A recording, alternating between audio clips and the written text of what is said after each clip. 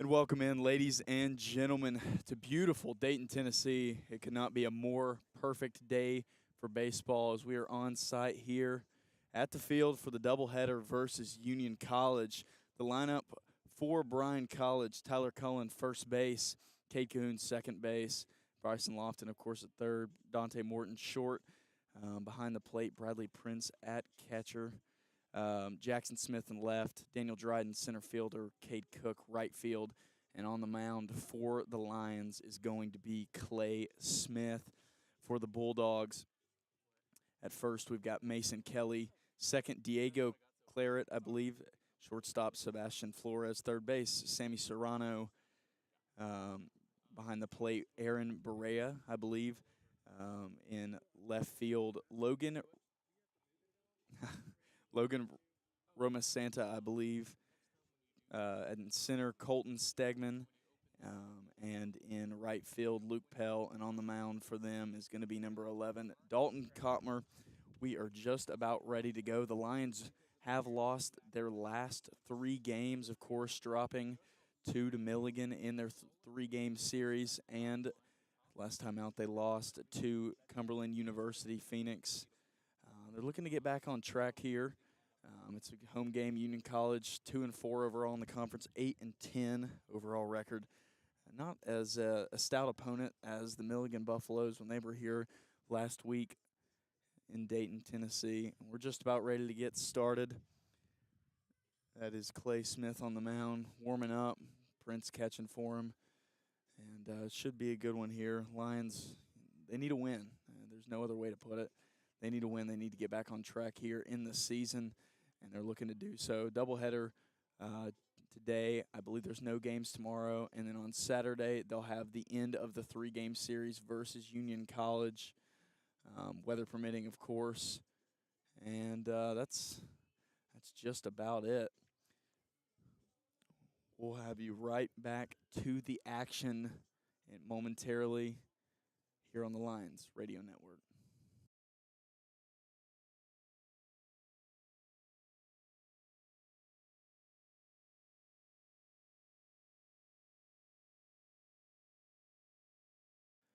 And stepping into the box for the Bulldogs is going to be number 29, Diego Claret. Smith's first pitch is a ball. Looked a little wild in warm-ups, had a few errant pitches. We'll see if he can calm it down here. Put a good start to this first inning. The 1-0 pitch on the way. That one inside as well. Begins with the first batter, 2-0 count.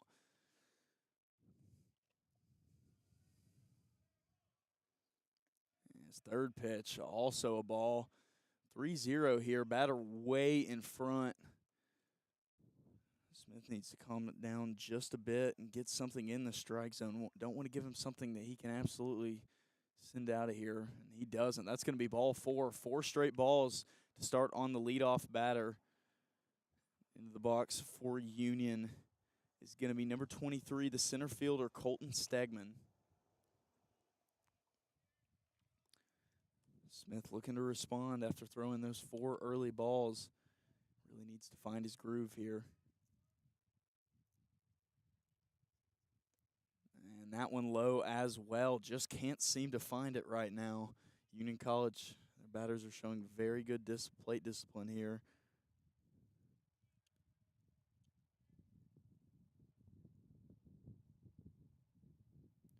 The 1-0 delivery. That one finally finds the strike zone. Ties the count up at 1-1. Smith, 6 pitches in, has just thrown his first strike of the ball game.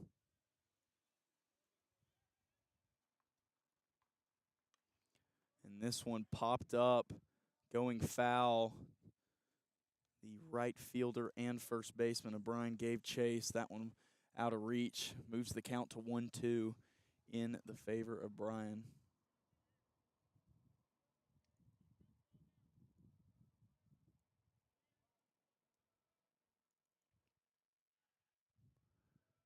And the 1-2 pitch on the way. This one over the head of the second baseman. Can't get to it. And that's going to be the first base hit for Union College. And that's going to be a base hit for number 23, Colton Stegman. So 2 men on base here in the top of the first inning for Union College. Into the box for the Bulldogs is going to be the shortstop, number 8, Sebastian Flores. He'll look to move those runners into scoring position or even bat them home.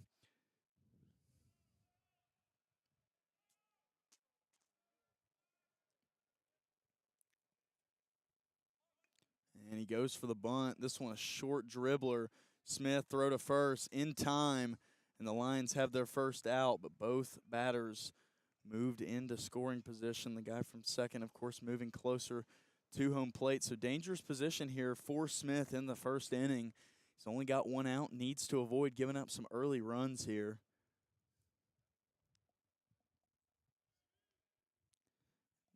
In the box for Union is going to be number 24, Aaron Barea. And the first pitch from Smith, a ball in the at-bat. He just seems to be a little all over the place, unfocused so far. The 1-0 pitch, that one is a strike. I tell you, folks, we could not have a more beautiful day out here in Dayton, Tennessee. I checked the weather on my phone earlier. That one up the line. It's going to stay fair, and it'll definitely get both runs home. Barea goes to second. The throw nowhere near in time, and Union College is taking an early 2-0 advantage. Looks like we'll get a pinch runner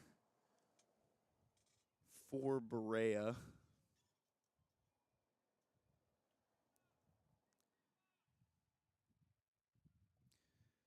Now, as I was saying, I checked my phone earlier, the weather, and it actually said perfect. It's a perfect day for baseball. Not a perfect start for the Lions by any means. Smith looking to settle down. This one way outside. Prince does well to track it down before that runner from second can move to third. Excuse me.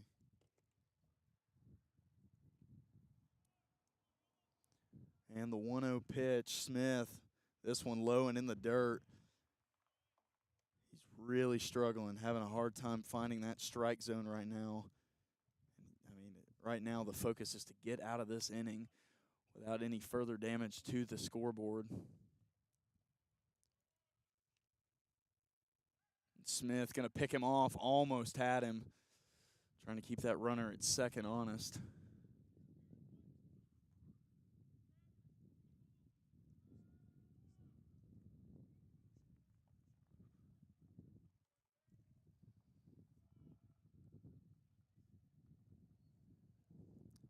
Smith going to pick him off once again. The throw not in time.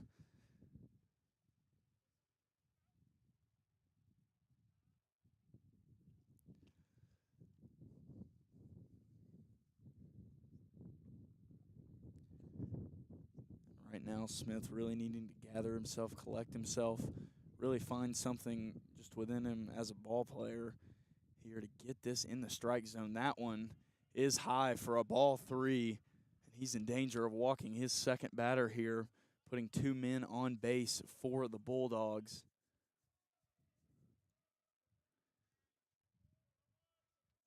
Smith, the delivery, that one finds the strike zone. A much-needed strike here as he looks to just battle.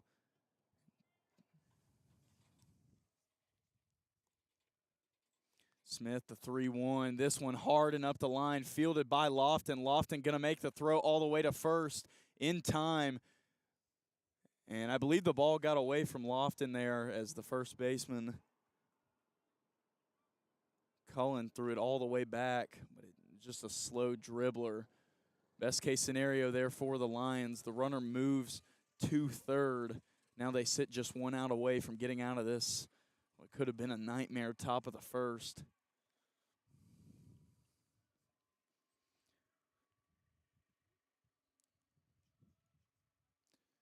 Smith's pitch, first to the at-bat, way inside. Prince does well to cover that one up before the runner can advance to home.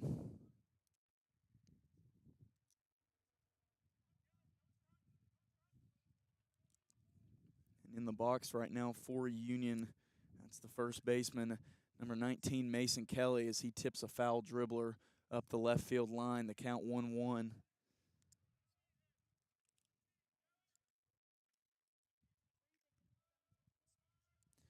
And And Smith's pitch, the 1-1. And that one a strike. That's a called strike 2. He sits just 1 strike away from getting out of here. And as poorly as he started the inning, he has finished really well here. See if he can get out of it. This one got him swinging. Clay Smith sits down Kelly.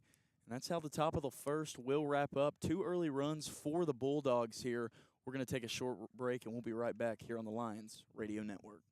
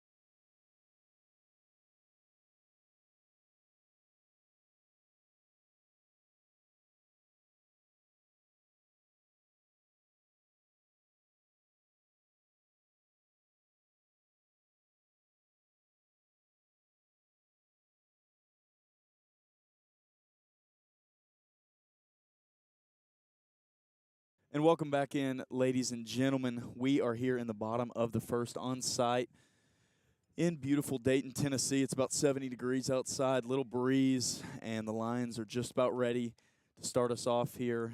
First up, the first baseman, Tyler Cullen, into the box on the mound for Union College is going to be number 11, Dalton Kotmer, and his first pitch is a strike. Join with me today. You hear him a lot on these. Avery Buffington, he's been working on our technical sides of things. You notice the scoreboard looks so good on the broadcast. That's all him. How's it going, Avery? It's going well, man. It feels great out here. This is the first day I think it's felt nice to sit here and watch the game. Yeah. We've mentioned it before. It's been cold. Yeah. Y'all have heard me a lot. I think I've done 90% of these games this season. You'll hear me a lot more. We got some new equipment. The stream is gonna look way smoother.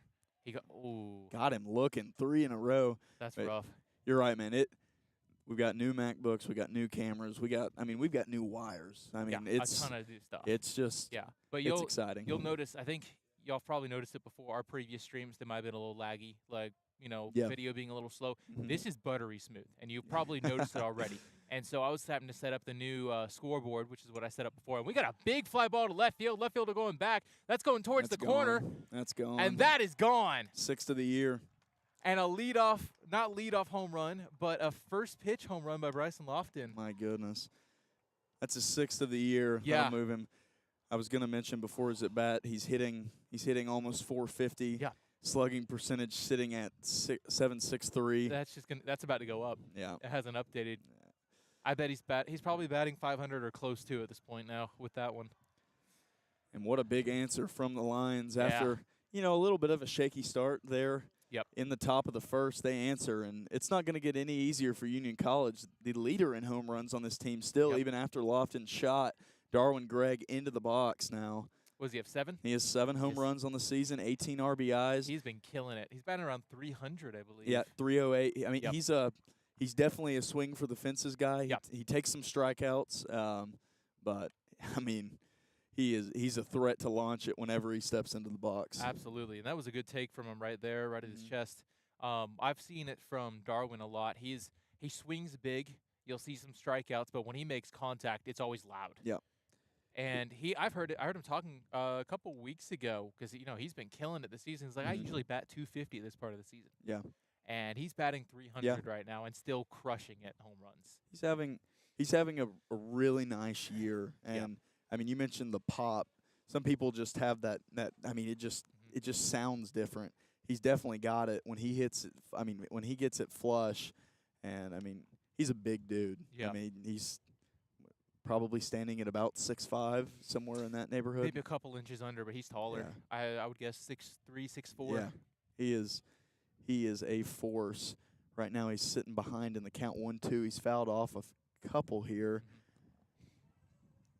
Mhm. And that one outside. I That was looked at it for a second. that was the one that I believe he rung up. Who was it? That was Cullen. That was First. TC. Yeah, Yeah. Tyler Colin. That looked like the same pitch he got Yeah. rung up on, but he didn't give it to him there. Yeah, Cullen was none too happy looking at that pitch. I think he wanted to take it and kind Yep. of collect himself, try to get a few more pitches in the at bat. Well, he took the first pitch in the same spot Mhm. too, so he was looking to just hit it outside. Now we've got a full was- count here for Greg. Mhm. Cotmer, he started 3 strikes in a row. Of course, generous strikes as we just discussed. And needs to calm down here. Darwin Gregg, big shot, and looks like the center field is under it, and that's going to be out number 2. That one for a second when it came off the bat, the angle it looked like maybe, but I mean back there in center field, you gotta really muscle it, really catch it true. Yeah, it's 400 dead center here, so you gotta not just hit it as hard as you can, but you gotta really catch it right Absolutely. to get it out center field on this field. Into the box for the Lions. It's going to be the shortstop, Dante Morton. And Dante is having a pretty solid year. He's batting 333, so meaning truly every 1 out of 3 at bats he's getting on base with a hit. That doesn't include the walks he He's takes. hitting a lot. Our series, so Milligan was our last series at home, and I think we all agree that they're the best team we've played so far this season. Right. They were good. Their pitching was good. And Dante batted 500 in the first 2. Actually, no, he batted 625 through game 1 and 2. He was 5 for 8.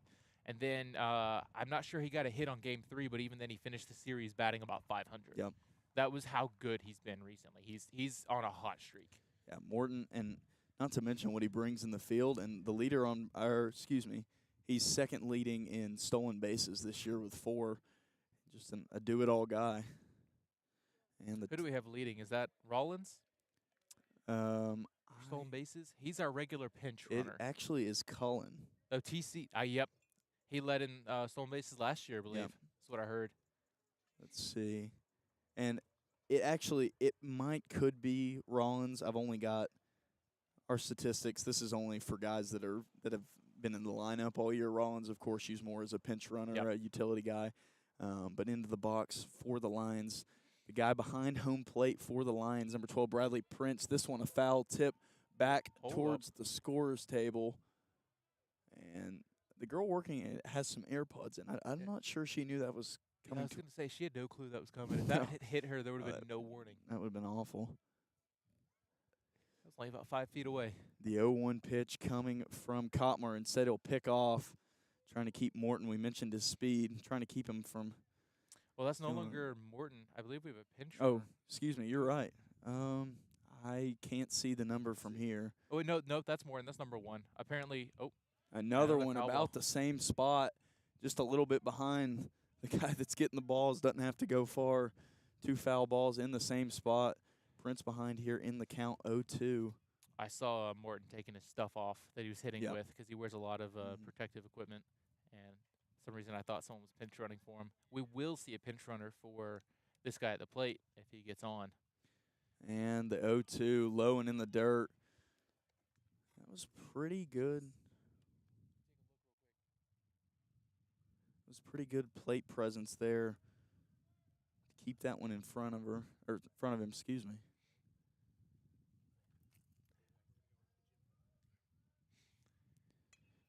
And this one, thought it might have a little bit more than that. Thought it might get over the head of the shortstop, but it floated just a bit too much. Just Pretty routine play for the shortstop to make there. Shallow pop fly right there. Yeah. Didn't get much of it. Mm-hmm. Could have been a nice little bloop hit, but it didn't go far enough on it. Yeah, they had pretty good coverage on that one all around. And with that, the Lions strike back They get one back on the scoreboard. Union College leading after the first inning 2-1. We'll be right back here for the top of the second here on the Lions Radio Network.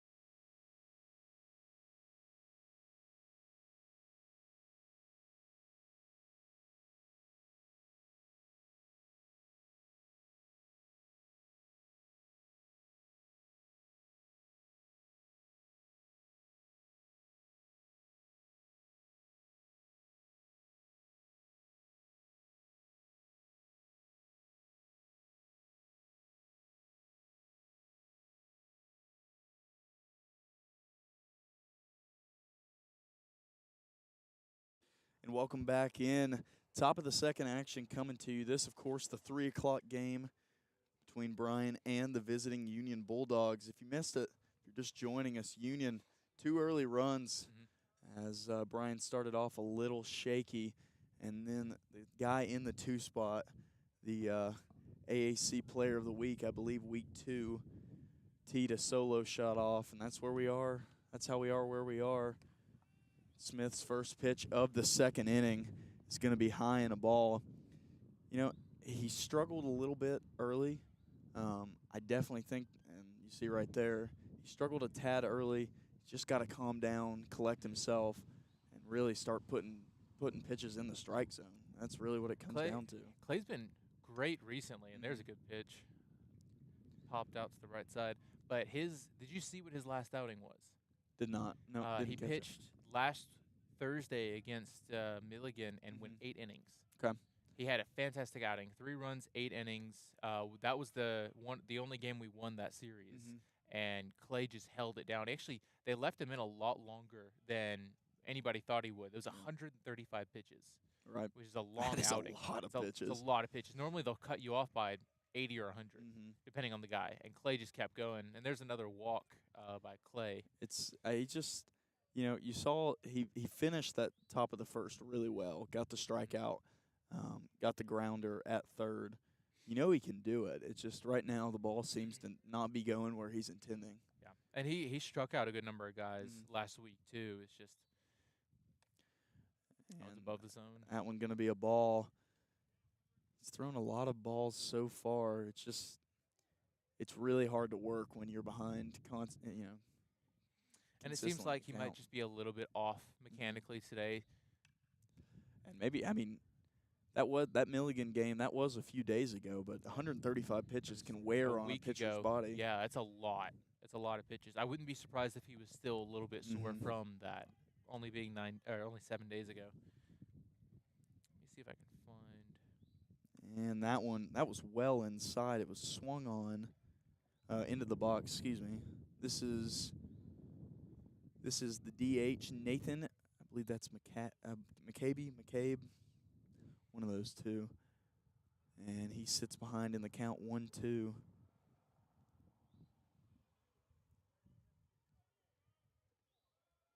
Smith's 1-2 delivery. That one, McCabe barely got a bat on it, and it was popped behind, foul.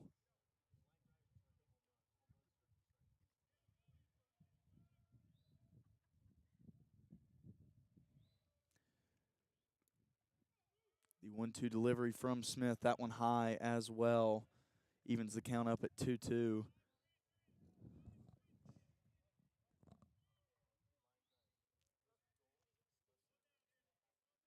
Trying to find the stats. Oh, it's the wrong year somehow. I'm trying to find the stats from Clay's last couple outings because he's pitched pretty well recently.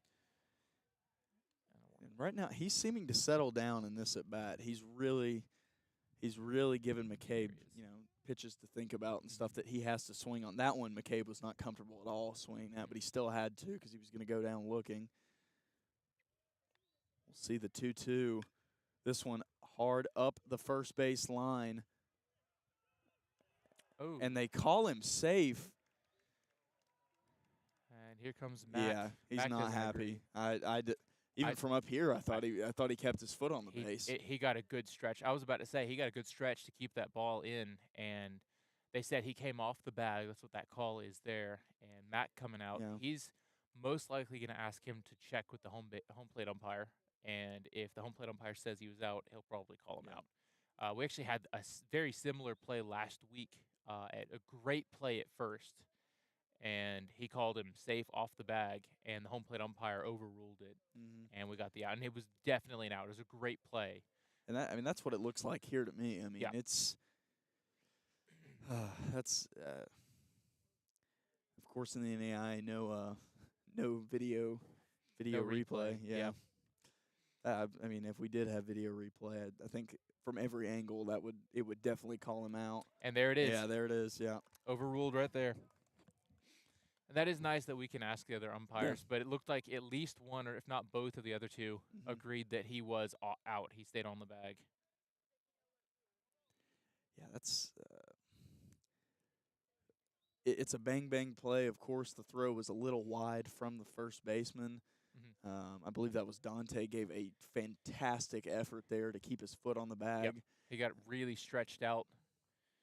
And some of those, if the throw's far enough off, they'll tell you just give up on the out, make sure to keep it in front of you, and he managed to stretch all the way out and get right on the edge. We touched on his fielding a little earlier in the broadcast. I mean, like I said, he's just a do-it-all guy. He does so much everywhere.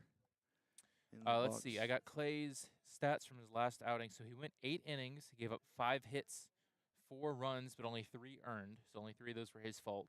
6 walks and 5 strikeouts. And into the box for Union College is going to be the third baseman, number 4, Sammy Serrano. And he'll start ahead in the count 1-0.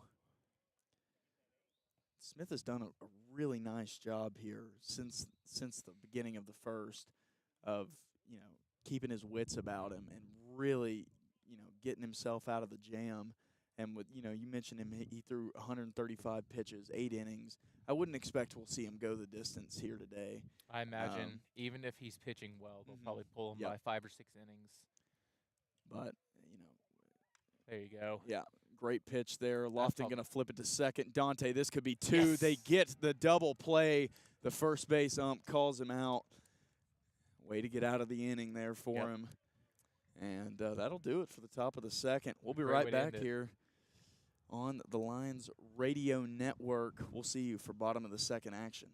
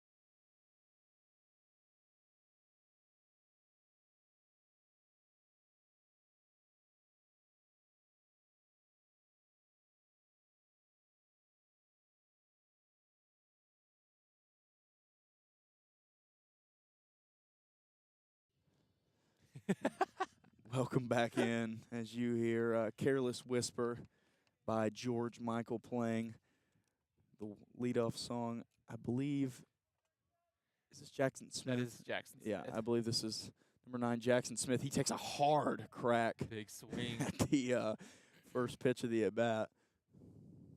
He just missed on that one. He was pretty early on it. And Smith up the middle to the shortstop, cleanly handled the throw in time for out number 1. And stepping up to the plate is going to be number 29, Daniel Dryden. Daniel, another guy having a good year so far. I believe he's got 4 home runs. Does he really? I believe he's got 4 home runs. He has 4 home runs, 14 RBIs. He's taken 12 walks, so his on base percentage is quite good. This one a chopper up the left field line. They're going to call it foul. Well, so him hitting 4 home runs. The reason why I was so surprised is he's missed about half the season. He is not, or at least a third of it. He's missed a lot. I believe he's got back issues. Yeah, I've noticed he's been in and out of the lineup, and he's a staple of this Bryan College team. Let's see. Dryden's played 16 games, 4 home runs, 14 RBIs. He's batting .264. Yeah. We've played 20 total, so he's missed a quarter or a fifth of the season. He's missed 4, but he hasn't played in all of every game either. And this one, there you go. Yeah, this one a grounder got past the third baseman. And Daniel Dryden's got himself a base hit. And now we see the right fielder, number 26, Cade Cook, into the box for Bryan College. Cook batting .265, 383 on base percent. Very similar numbers to Dryden. He's He's a 1/10 of a percentage point better in each category. 3 home runs on the year, as you see him take the first pitch strike there. How many home runs did you say he had? He has 3. He's got 12 RBIs. Well, one of those home runs likely earned his starting spot earlier this season. Yep. When he hit a game-tying home run in either the bottom of the 8th or bottom of the 9th inning. I think his was in the 9th. He had a solo shot that was a big home run, tied the game, and then let us come back and win the 10th inning as a walk-off. Yep. Big play indeed. The 0-1 pitch on the way. This one well outside. Gonna knot it up at 1-1.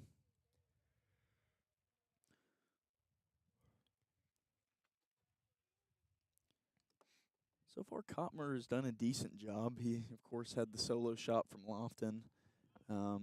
He's found the strike zone more times than he's not. So far in these, I believe he's pitched 1 1/3 so far. But as I'm sure you've seen, I've kept tabs on the box score.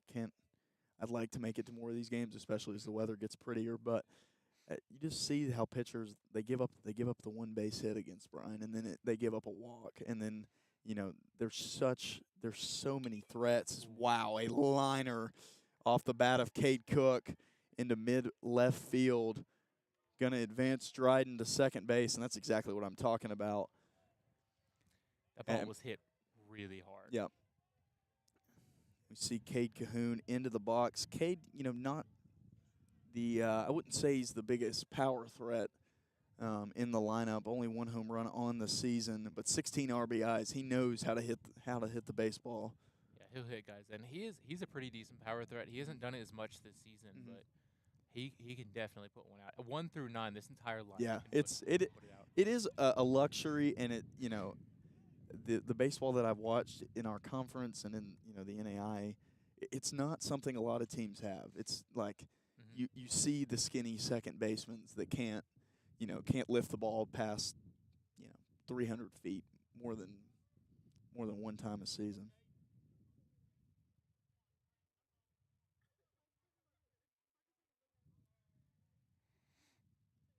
Yeah, it's something that Bryan preaches here.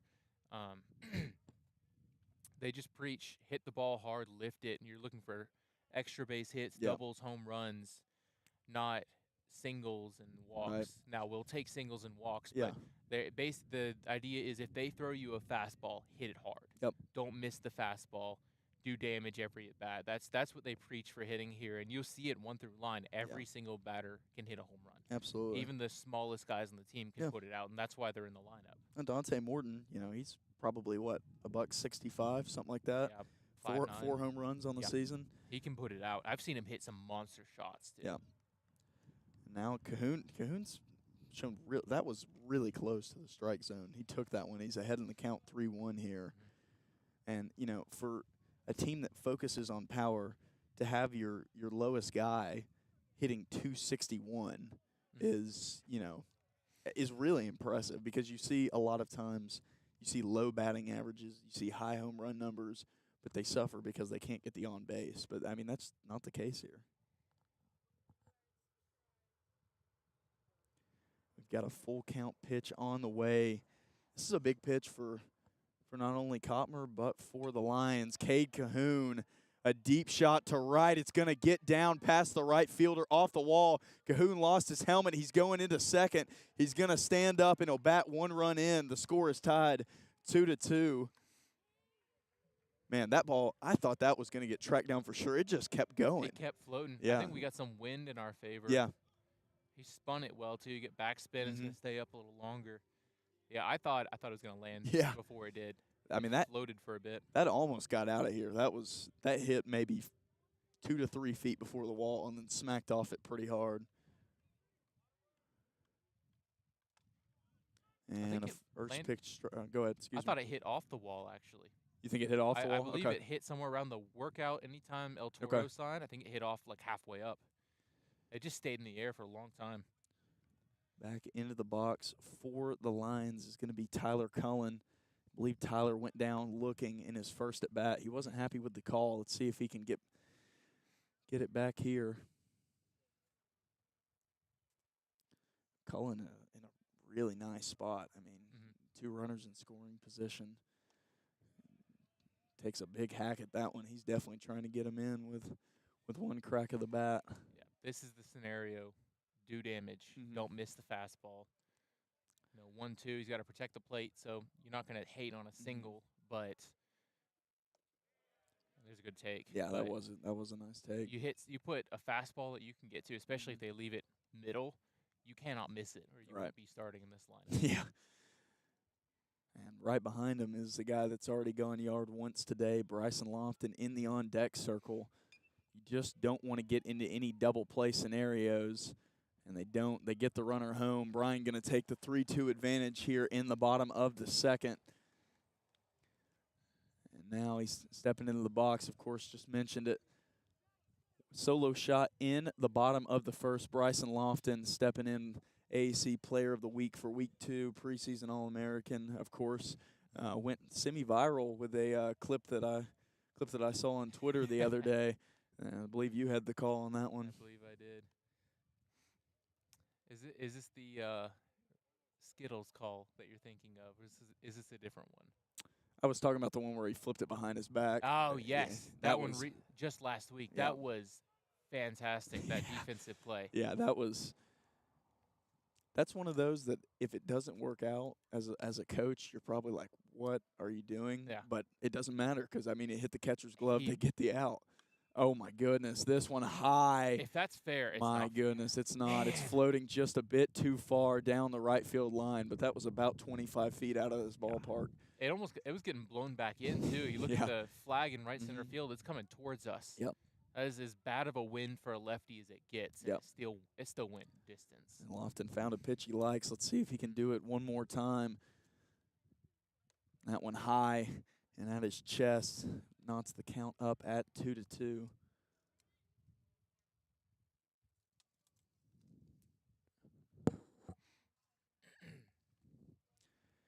And the 2-2 delivery. This one low. Getting into 3-2 territory. He's going to have to give him something here that he can hit. That's a dangerous proposition for Cotmer. He may just walk him. Could be. I wouldn't. It wouldn't be the worst move. Milligan last week, they foul tip. Last week they brought in a lefty twice on Thursday during that doubleheader. They brought in a lefty that only faced Bryson. So it was a bases loaded I believe 1 out. This one high and in the air. I believe the third baseman and catcher have a shot at it. Off his glove. Oh, my goodness, he dropped it. They almost ran into each other, too. Went off the third baseman's glove. I thought it was going to hit the light pole. Yeah, I think it got blown back. Yeah, you're right. It was very close to the duck. I think both of them kind of lost track of where they were spatially. It probably got blown around. Yeah. But what were we saying before? Bryson. Oh, lefty, yes. Yeah. So last week, bases loaded, like 1 out. So big scenario for us to score. Mm-hmm. And I believe this is Clay's game, so it's a tight game. That's going to be a walk. You mentioned that. That looked about as intentional as it gets. That was a way outside pitch. He did not want to throw a strike to him. He wanted him swing. Yeah. But, last week, so they respect Lofton as a hitter. Milligan's. Yeah, absolutely. They were best team we've played so far this year. They respect him. We've played them before, and he's gone all out. And so last week, bases loaded, tight scenario, they bring in a lefty. He strikes out Lofton, and they pull him out of the game so that we'd have a righty come back, because a lot of the lineup is righty-righty, and that is typically an advantage for the pitcher. But they brought in the guy just for Bryson, which says something about how they respect him as a hitter. Yeah. And so that's why I'm like, if it's a close at bat, sometimes there's pride in the way, but at some point it's just like you might be better off walking him than throwing a strike that he can hit. Yeah, strategically. I mean, now you still got the runner at third. Yep. You gave him no chance to get that guy home, and Lofton's only at first. But this guy in the that one high. That was a moving curve. That came. I thought that was going to come back into the zone. It just didn't a little move bit quite high. as much as I thought it would. Yeah, I think he got behind it. That's why he left it up. But the guy in the box, Darwin, he's also a big threat. Yeah. I believe this one's going to get foul out of play. It is. It's going to be behind the Bryan dugout, and that ball just plugged. That ball just plugged. That ball disappeared in the mud.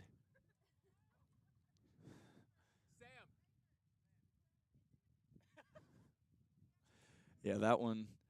That went straight down. That might have hit the core. Y'all can't see this, but we have to retrieve all of our game balls, and the area that it landed is a little muddy. And before that, it's off the glove of the pitcher. Man, should have just left it there, but they get out of the inning regardless. 3-2, Lions lead the visiting Bulldogs. That's it for the second inning. We'll be back in just a moment for top of the third action here on the Lions Radio Network.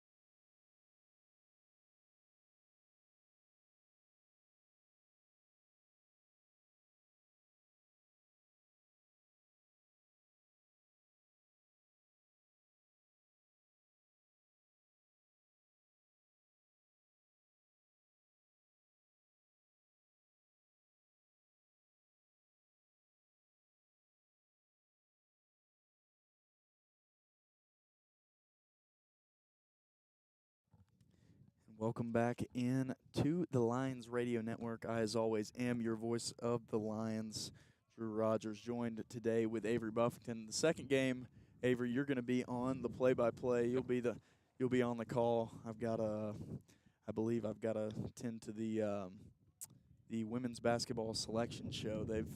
They got the automatic national tournament bid. We're gonna film their reaction. Did they finish second in their conference? So they finished first. They did win. Yeah, okay. They won the regular season. Reinhardt tripped up at the end. So if you have any interest in that, I believe that'll be at 8 p.m. tonight to watch the women, see where they're going to go for the first round. And I know head coach Gabe Johnson wants to go to Montana. He wants to see Yellowstone. But once again, if you have any interest in that, check it out tonight, 8 p.m. So far, Smith has started this first count of the inning 3-1, I believe, in the box. I believe that's the leadoff, Diego Claret. Claret has, I believe he got walked, and he was looking to do it again there, but he gets the full count instead, 3-2. And the full count offering, Claret hard over the head of the shortstop, almost in no man's land there. Claret's going for two. The throw to second base is high. Ooh. Yeah. Maybe I don't know. I think he had the base either way. It would have been close if the throw was low enough. I was a little worried because Dante went, not Dante, that's Cahoon over at second. He went up for the ball. Yeah, and he slid at the same time. And the guy, well, he overslid the bag too. He slid past it and on top. And so Cahoon nearly landed on him. He still fell on him. So that could have been dangerous for either one of them. Yeah. Cahoon's ankles, and of course you don't want to get spiked ever. Yeah, batter would have gotten spiked. Well, and if Cahoon lands on him, he may land on like his wrist or something, and there's an injury waiting to happen. The box for the Bulldogs is going to be number 23, Colton Stegman, the center fielder. I believe he singled his last time out.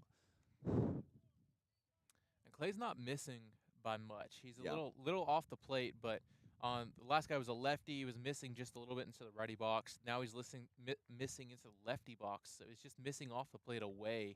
That was a good pitch. Yeah. But he's not missing by all that much. That was Stegman went for the bunt there. It kind of looks like he decided to go for it late, as it took him a second to get the bat around. He may want to not give them any warning that he's bunting. Right. So you show it a little bit late and then just try to tap the ball, or you just pull back and, you surprise them a little bit. Yeah, there's bunt again. Yeah, this one hit off his foot. Foul ball. Yeah. They tried to bunt to get the runner to third. Now Stegman's going to have to swing away.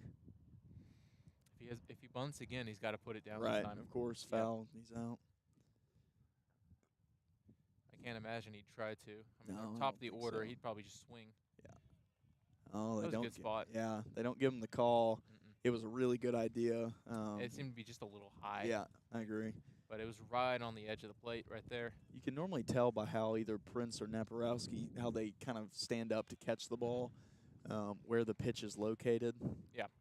Well, and they do. I mean, the umpire pays attention to where they catch it too. That's why framing is a thing where you freeze it as a strike. Right. So even if it didn't actually end up like at the end, if you're off the plate, if you move it back over quickly and you frame it, it'll look like you caught it as a strike. Yeah. I actually saw I believe it was an Instagram reel the other day about the worst catcher in baseball in the MLB at framing, and then the best in baseball. I can't remember who it was, but it was really interesting. They get the out on the bunt, but the runners moved third and second respectively. So Smith, once again, dangerous position here. Only one out. He got himself out of the last one. Let's see if he can do it here. Into the box for the Bulldogs is going to be, I believe this is going to be the guy behind behind the plate. Number 24, Aaron Barea, 0-0 offering. Ooh, man. That one looked like a strike. Yeah, looked good, didn't it? Looked like it came right back across. Yep. He's been kind of tight on that outside half. There you go. That one found. That was an off speed, and I don't think Barea wanted any part of the movement that came with that one. When it was nearly the same pitch he just saw. It's called a ball. And there's a fastball inside. And Smith's ahead, seems to be in command of this at bat. This is what we saw in the first. He got behind, he got runners on base, and then he calmed down and he pitched a flawless back half of that top of the first.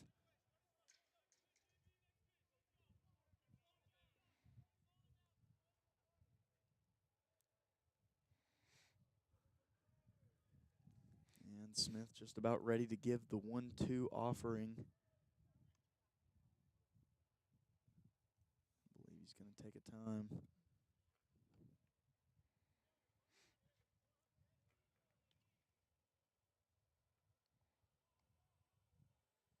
The 1-2 pitch.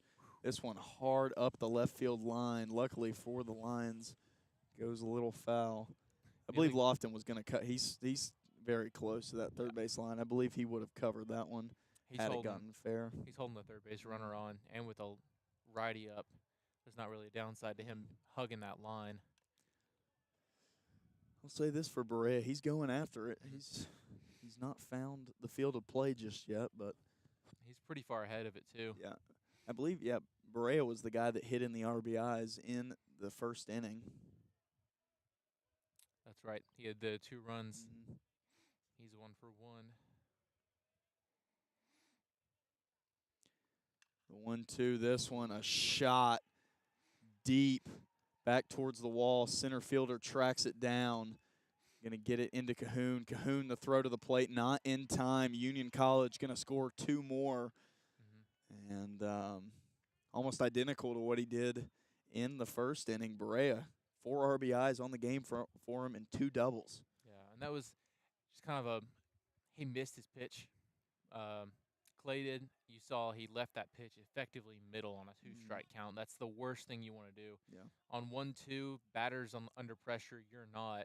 You want to throw that off the plate or just on the edge. Yeah. And he threw, I think it's his slider or something that came right back across and ended middle.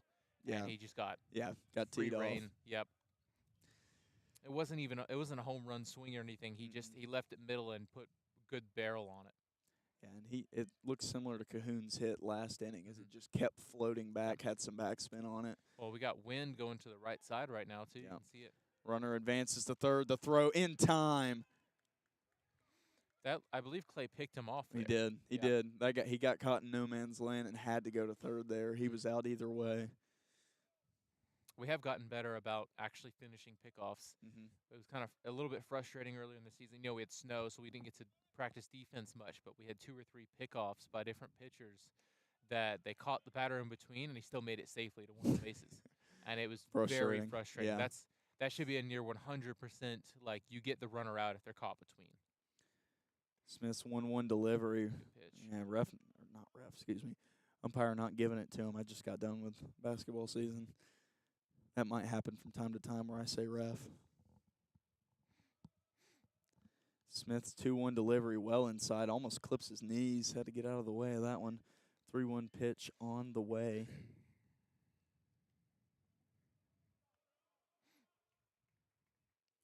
And the 3-1 delivery, Smith. Good pitch. There you go. I think the third base coach is telling. I believe that is. Yeah, that's Logan. Oh, and another one to right center field. Yeah, my goodness, almost the same exact spot. Yep. Same. My goodness. Good thing there's nobody on. He's going to 2. Cahoon. Not in time. And that was, I believe that's Logan Roma Santa. Yeah, I believe that. And that's who that was. He's going to make it to second base safely. Another double. Union College just put a lot of good bats on some balls today here. I mean, they've really found the gaps in in Bryan's defense, and they're finding barrel too. Like yeah. It's not. So they're kind of cheap shots in the sense that they're not swinging super hard, but they're finding the right part of the bat, and it's just going far. Smith's first pitch of the at-bat inside the box for Union College is going to be the right fielder, Luke Pell. And I believe Pell got walked last time out. I got a different guy. There you go. Mason Kelly, first baseman. Good call. This one, hard grounder to shortstop Morton. There we go. Routine play over to Cullen. Bryan College gets out of the inning, but not before giving up 2 runs. Union College takes back the lead. We look to be having an offensive battle on our hands here. We're only 2.5 innings through. We'll be right back. Bottom of the third action here on the Lions Radio Network.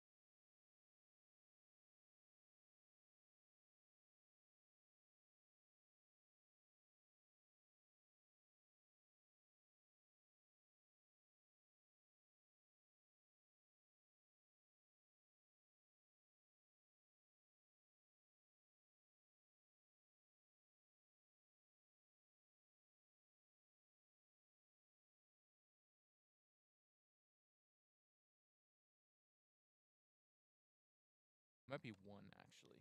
Okay. And welcome back in to the Lions Radio Network. As always, your voice of the Lions, Drew Rogers, here with Avery Buffington. Avery, we were talking a little bit during the break. Oh, my goodness, Dante Morton gets under one. This one deep to left field. That was high. That's as high as we've seen a ball hit today. I think the wind killed it. Yeah, you might be right. Because when you hit it that high, it's going to get caught by wind a lot more. And the flag looks dead right now in center field, but we were feeling wind coming in from over there just now. You're right. But anyways, as we were talking during the break, offensive battle, definitely not a pitcher's duel. We're seeing good contact all around from many different batters here. I believe Kotmer has struggled in the last few innings to find the strike zone. He started out with almost all strikes, and right there you see another one. He's put on a few more balls since then.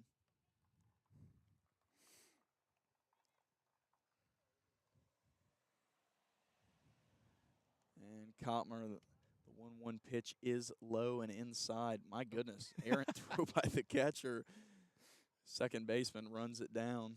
Catcher just threw a two-seamer and it tailed away from him. I haven't seen that. That's it happens occasionally. Yeah. The 2-1 delivery. This one high and away. Kotmer's a little all over the place right now. It's a big hitter's count right now for Brad. Yeah, he's got free reign to do whatever he needs to do here.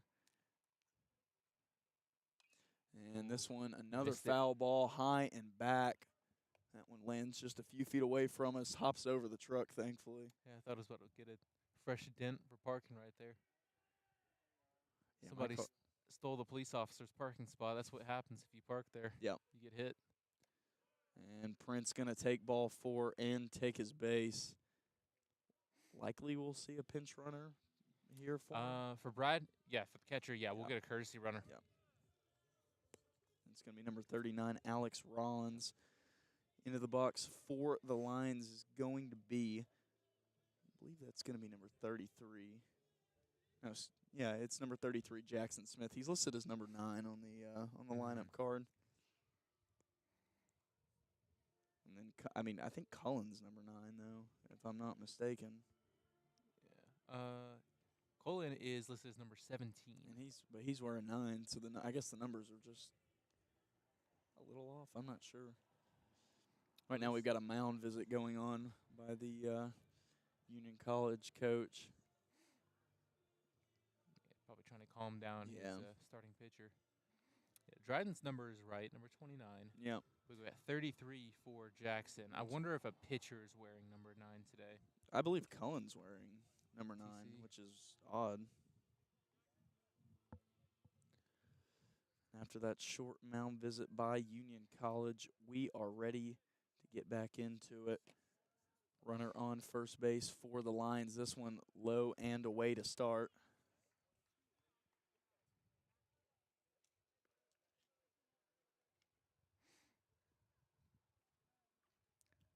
And the 1-0 offering. This one also low and away, nearly the same spot.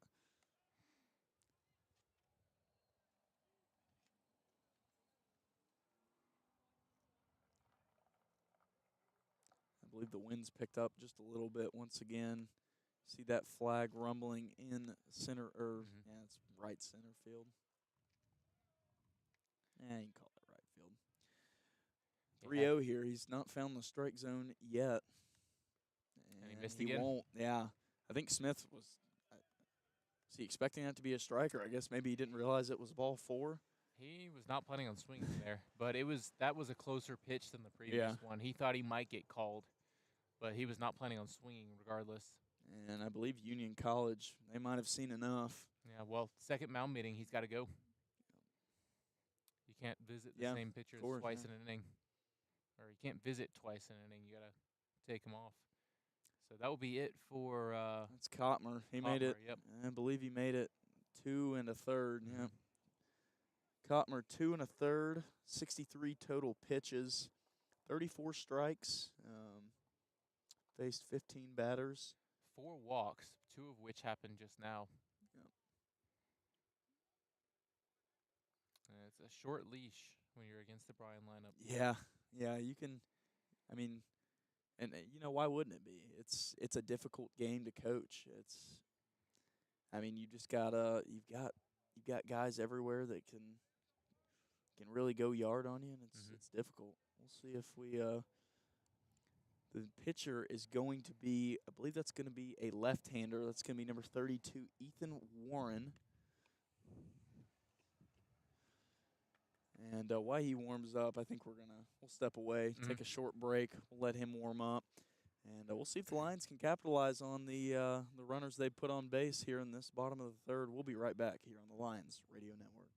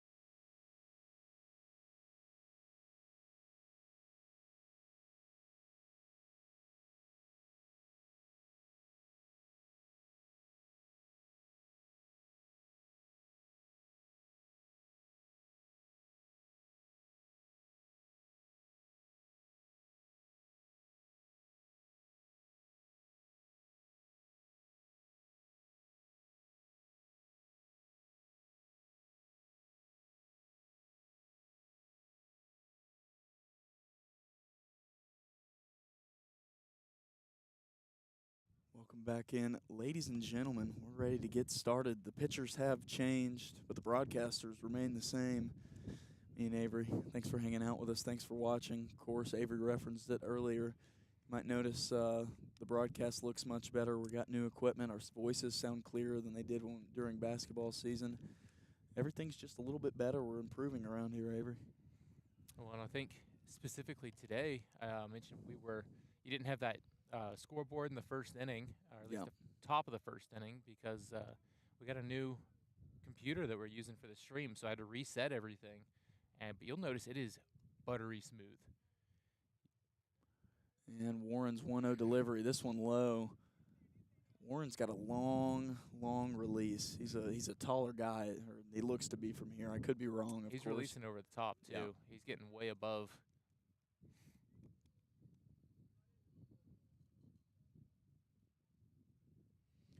2-0 delivery from Warren. He's looking back at the bag. Warren, the 2-0. That one low as well. Warren not found much success as of yet. 3 straight balls. He's yet to throw a strike after coming in. It's not what you want your reliever to be doing, but he's quite happy if you're a hitter and your reliever's coming in doing that. I mean, in a 3-0, he's probably going to take this pitch. Yeah, no matter where it is. Yeah, right up the middle. That's a good pitch.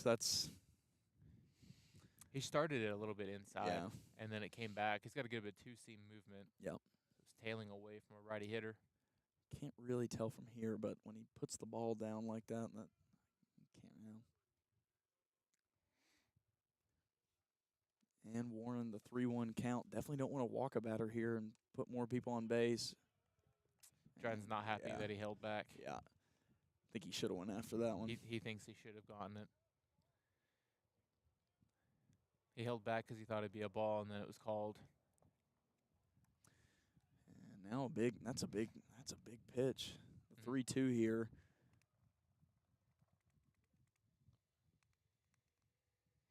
The delivery is on the way from Cullen.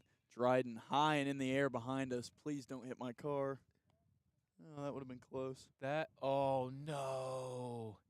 There's a huge puddle behind us from the rain we had recently. Probably a good 6 inches deep, right next to the parking lot, and that one bounced directly into there. Yeah. I saw the couple of cars parked next to it get splashed. It landed directly into it. That's rough. Those are nice baseballs, too. Oh, they ring him up on the Oh. outside pitch. Dryden was getting ready to run to first base. Yep. A lot of ooze from the crowd too. We don't agree with that. I don't love it. I don't. Of course, we can't see it. No. We're just making educated guesses, but that's brutal. That was a general consensus that we don't like that call.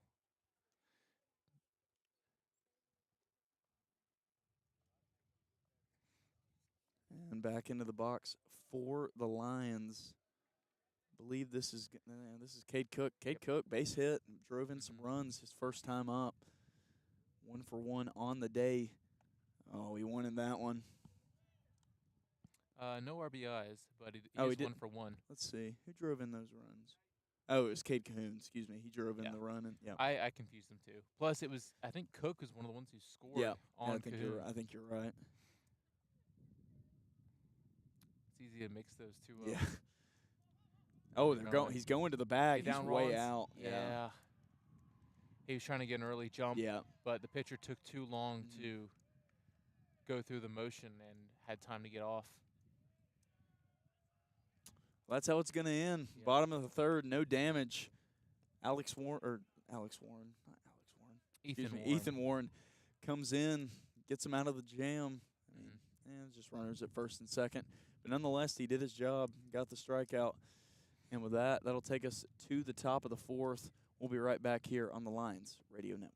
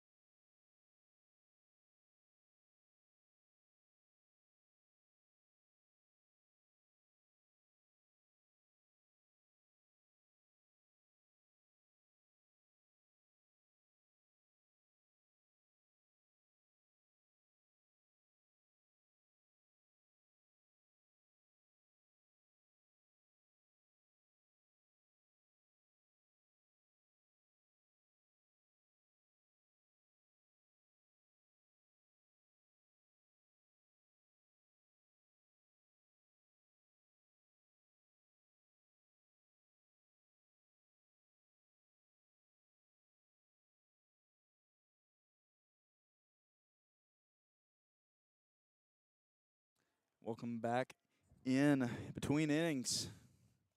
Bryan's seen enough. They go with, I believe, the right-hander Tanner Everett, number 24. So both schools going to pitching changes here. And Ethan Warren did his job. We'll see if Tanner Everett can do his. That one spiked in the dirt.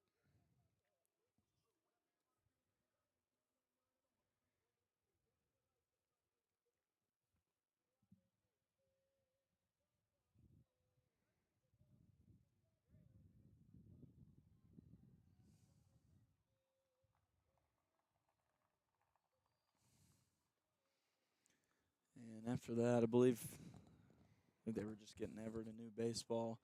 Everett behind in the count here, 2-0. The delivery, this one hit hard, but up the left field line, foul.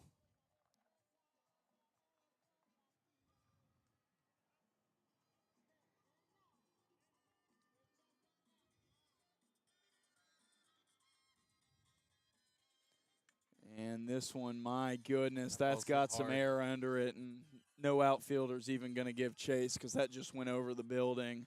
Yeah, that cleared the cage completely. A solo shot there. I believe that was number 18, Luke Pell, the right fielder. That was launched. Yeah, he hit the ball hard. There was no chance of that ever. My goodness. Not even the wind would have kept that one. No, that was gone. That'll run it 5-3 Yeah. now for Union. Yeah, Union. Tanner Everett gonna have to compose himself, shrug that off, forget it, pitch a good inning here. Oh, what a frame there. I don't know if that was a strike. It looked a little bit off, but it was a good frame. In the box for the Bulldogs, number 35, Nathan McCabe, believe.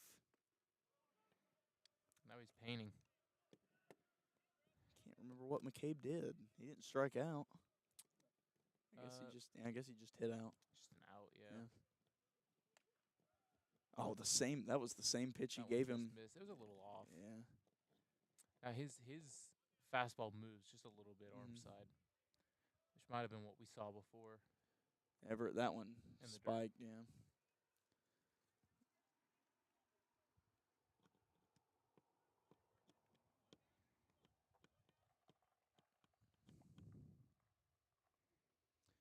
And the 2-2 pitch got him swinging. He was way out in front of that one. Good off speed inside. Absolutely.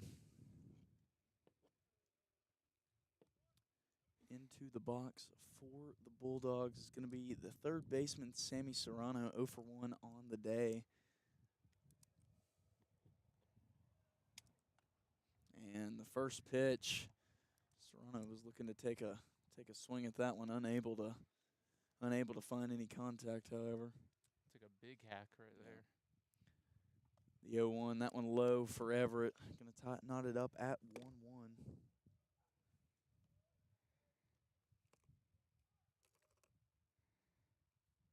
That one a little outside for Everett. As we talked about earlier, Avery, this has just been an offensive duel. I mean, Lions not able to come away with any runs last inning, but they've definitely put people on base. And this one, a hard shot from Serrano. That one going to get down. He's going to 2, and I believe, he's going to stand up. Yeah. He didn't need to slide. So Everett's come in the ball game, and he's given up 2 hits. Unfortunate for him. Some hard contact. Yeah.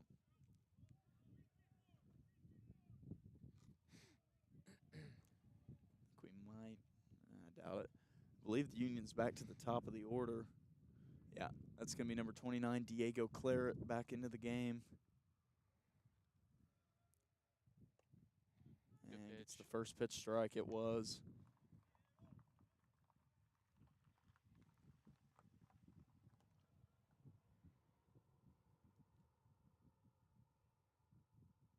Oh, my goodness. The inside swung Jammed on. him. Yeah. There you go. That'll be a tagged base by Cullen for out number 2. Everett can get out of here with minimal damage here. If he can throw a good pitches here, get this next batter out.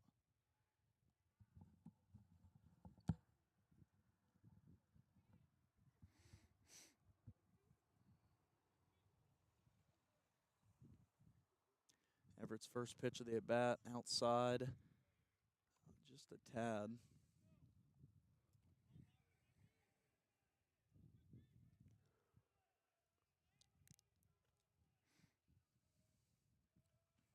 Everett's second pitch, foul tipped into the leg of the batter. He's feeling that one. Yeah, that Not probably liking. into his ankle. Yeah, not loving it. Those hurt. I know all too well what that feels like.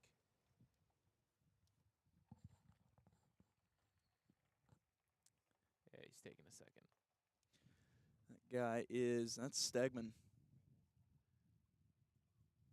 Stegman he's got 1 hit. He's walked once, and he's run in twice.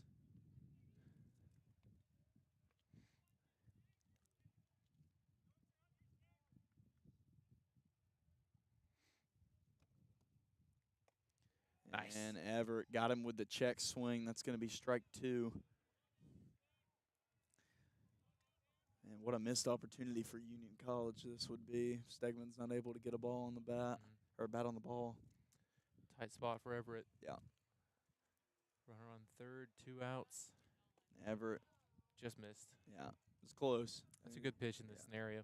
You don't want to throw something easy to hit. Yeah.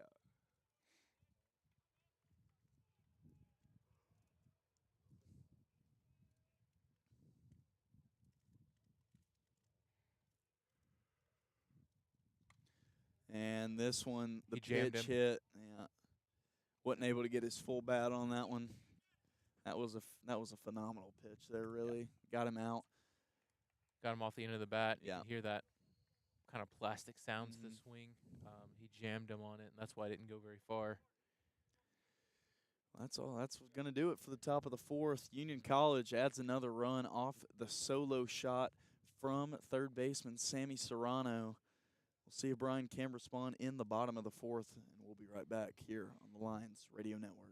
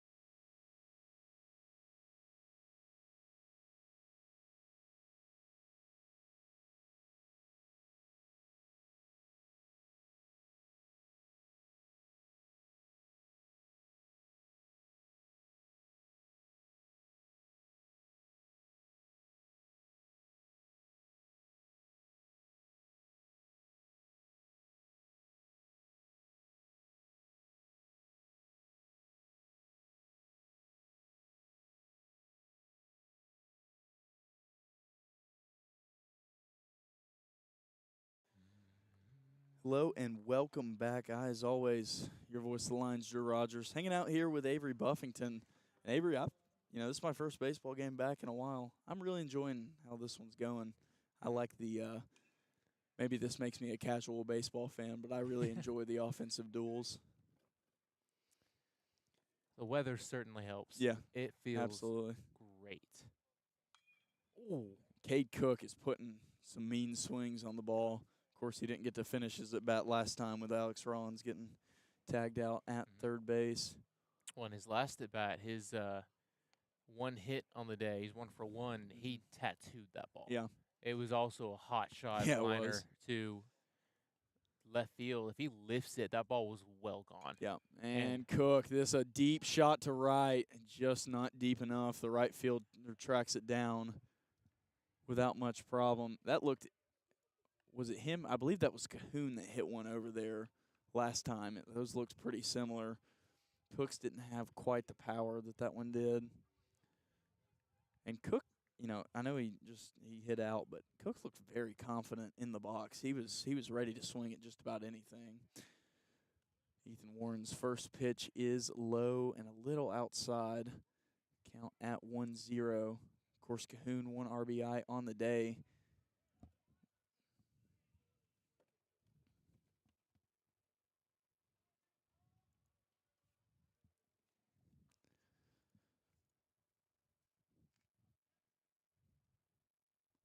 And the 2-0 offering from Warren. This one going to make the count 3-0. Cahoon way ahead. He'll probably just watch the next pitch sail by no matter where it is. Yeah, this is a take scenario right here. Oh, I believe. Oh, okay. They fixed the scoreboard. It's 2 balls and 1 strike. All right. Well, forget that. I've got 3-0 on the live stream.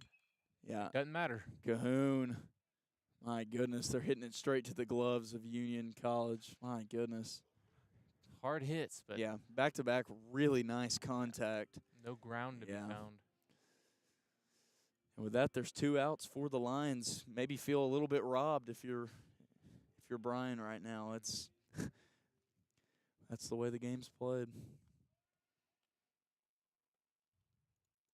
Into the box for the Lions is going to be Tyler Cullen. Cullen's got an RBI so far. He doesn't have a hit, though? make much sense. He had that. It was second and third, and he hit a grounder and was thrown out at first. That's right. So That's right. It was a fielder's choice RBI. Yeah, this the NAI stats is helpful for quick glances, but you don't get the full story, of course. You got to remember what actually happened sometimes.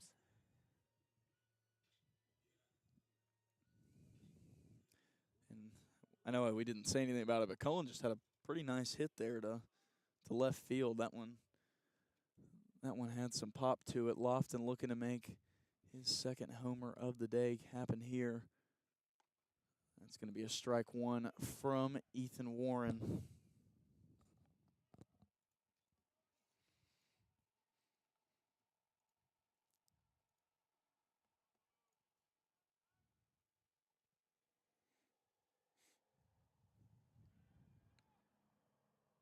And the pickoff move from Warren, just trying to keep Cullen honest. There's that lefty advantage. Yeah, absolutely. An easy pickoff move. Way easier to get the pickoff down. And the 0-1 offering. This one high and in the air off the bat of Lofton. Oh, man. Caught at the edge of the warning track. Wow. Hey, Lofton thought it was gone. Yeah. I mean, if you're, like I said before, you're the Lions, you might feel a little cheated that inning. 4 really good contact swings, and they come away with 1 man on base and 3 outs. That's going to be it for the bottom of the 4th inning. We'll be right back. We're about halfway through, Buff, as we go into the 5th inning, and we'll be right back here on the Lions Radio Network.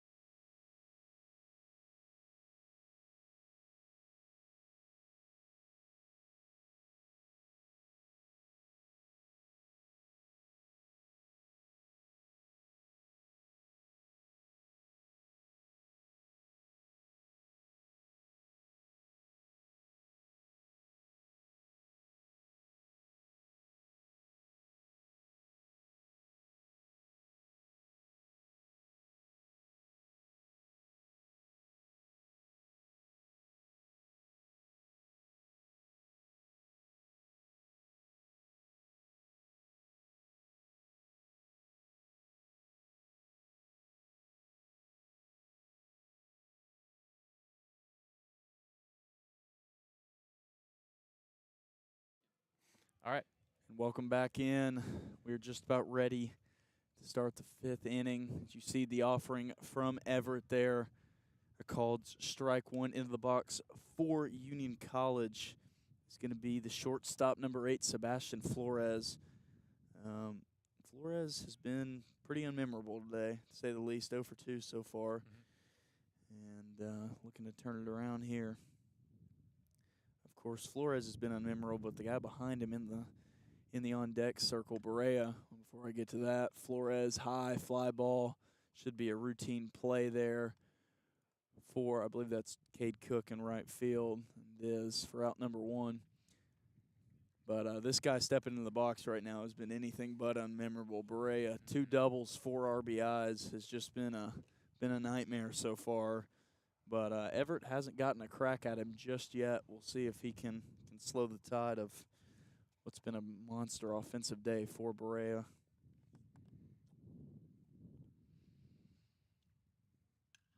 And he cannot.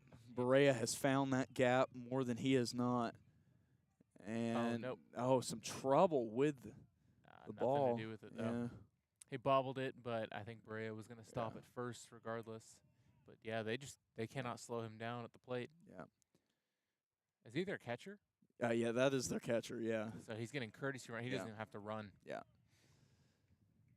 yeah. I can't say that Berea looked interested to going to second base, regardless of what happened there. Maybe a faster player, faster position gets Would have been a tight play. Yeah. Because it's pretty shallow where they're at. There you go. And a called strike one from Everett. This is the left fielder, Roma Santa. The way his name is spelled is really interesting. That's gonna be a ball. You're right. Plate. Yeah, I liked it. It was a good idea to try to get him chasing. He's seen a lot out there. The pinch runner, they just put it in. That's number 6, Jafari Williams over there. And yeah, you see Everett trying to make sure Williams doesn't get any ideas.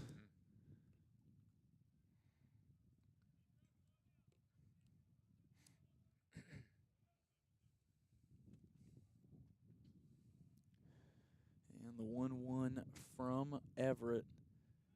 No, we'll have to wait just another second. He's going to try to pick off Williams once again.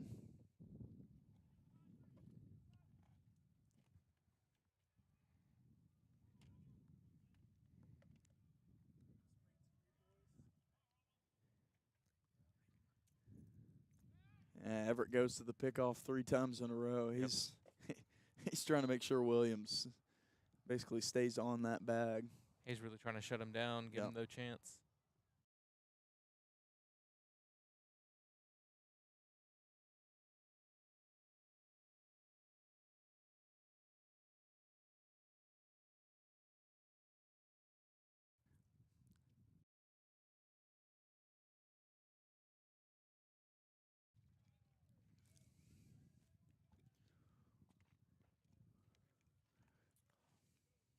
Almost had a strike him out, throw him out, double play. Yeah, it was close. I don't know why he went. Yeah, back why to did he first. go back to first? Was it?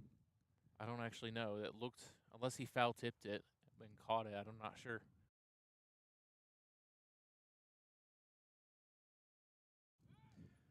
And we just got told from the nice man beside us it was batter interference. Okay. So yeah, he gets the free walk back to first base instead of it being. Yes, the batter was in the way of the throw after getting struck out. Once he was struck out, he was no longer part of the play. Yep. We're getting bombarded by insects. Yeah, that I just had a gnat fly directly in my eye. Yeah, I just dodged one earlier. That was wow. Another pickoff by Everett. Not in time, but pretty close. Over at first. Yeah, I'm gonna need just a second, Avery. You're good. I'll take over. We got 2 outs. Runner on first. Out. This is Mason Kelly at the plate. Another pickoff. That one was close. No, didn't quite hit the tag, but closer play. I don't think I've had a bug fly directly in my eye before. I have. It's not fun. Wow, that was unique. This hard hit ball. Yeah, that was hard. Just out of the reach of Lofton. I'll put 2 on, 2 outs. Yeah, that was Mason Kelly. He was 0 for 2 for the day up until that point. He nearly hit it right to Lofton. Yeah. Lofton was shading up the line. Mm-hmm.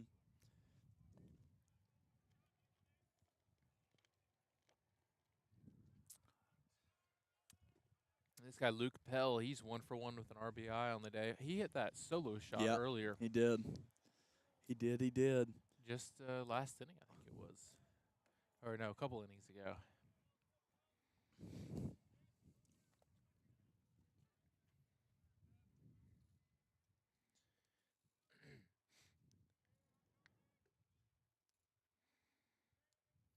And the delivery from Everett.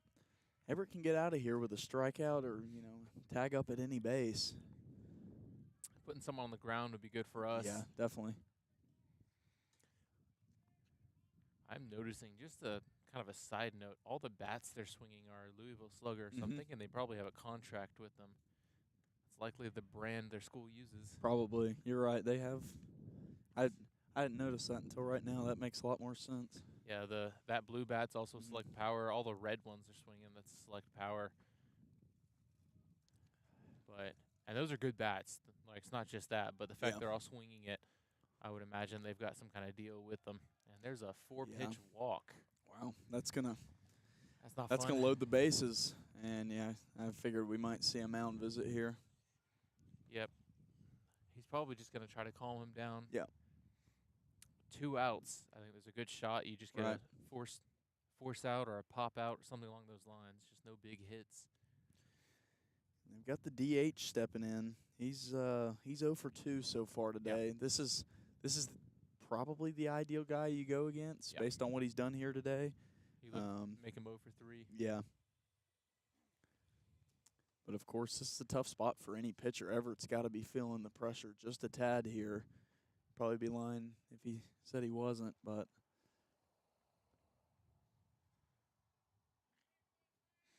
And of course, a huge opportunity for McCabe here. I mean, this is any hitter's dream. Bases loaded. Well, not with 2 outs, but bases loaded regardless. It shouldn't matter how many outs you have. True.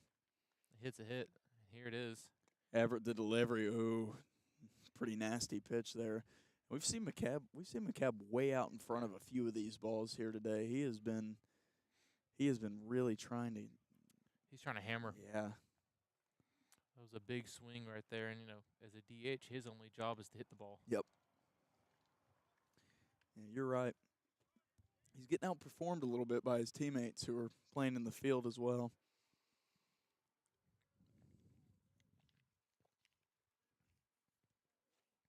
And this one, a hard chopper to the second baseman. Routine play. Bryan gets out of the inning. That's what we're looking for. Yeah, textbook. I mean, that's no runs given up. A lot of pitches thrown, a lot of base hits, some interesting things. But Everett did his job. It might have not been the prettiest, but it was certainly the way to do it. I bet we'll see somebody new next inning. Yeah, you're absolutely right. But it worked out. And we will be right back for the bottom of the 5th. The Lions back in the box. It's going to be Greg to lead off, Morton in the box, and then the catcher, Bradley Prince. We'll be right back here on the Lions Radio Network.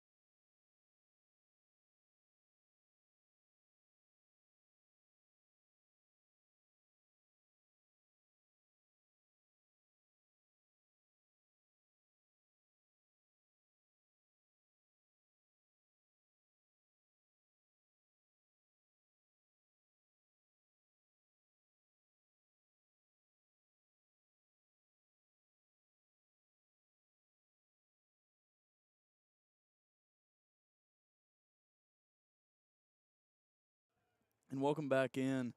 In the box right now, Darwin Gregg, the DH. And both DHs have struggled a little bit here today. We just saw McCabe, excuse me. He was 0 for 3, and Gregg, unless he beats him to the base, errant throw, he's not going to do either. It's about a mirror play. Yeah. Now Darwin, so far we see a lot of. He'll be 1 for 3, 1 for 4, and a big hit. Yeah. That's what he's done a lot of this season. A lot of those big hits have been home runs.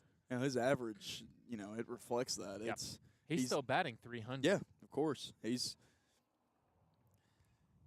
not an every at bat guy. Nobody is, but it's he's going to get another crack at it almost certainly. So, and I mean, if you go 1 for 4 one game and 1 for 3 twice, you're batting 300. Yep. Which is about what he does. He'll get a hit about once a game, and it'll be a big hit. And the 2-0 offering from Warren. Now, I'm not liking any of it. No, 3-0. not been good so far. And then Dante, he hammered the ball his last at bat, and it just missed going out. Yeah. Dante, good plate discipline. Draws the 4-pitch walk into the box for the Lions. It's going to be number 12, Bradley Prince. I believe he's walked once, and he's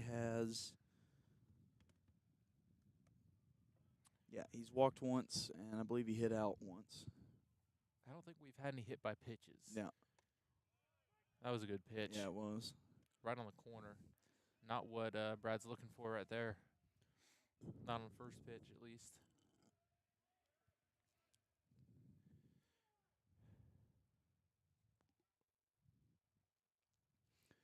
And the 0-1 delivery. Yeah, going to get a pickoff.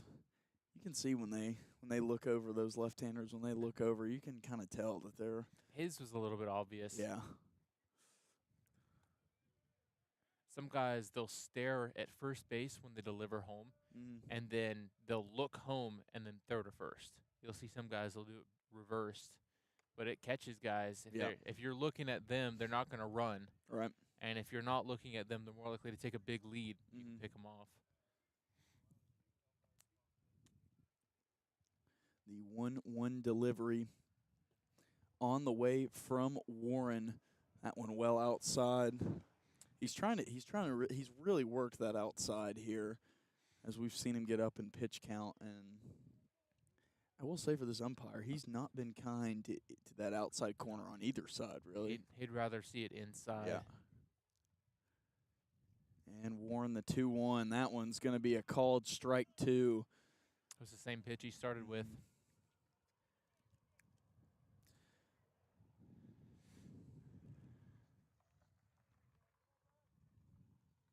I don't see Brad watching that pitch again. Yeah, definitely not. Definitely going to swing at just about anything that comes his way here.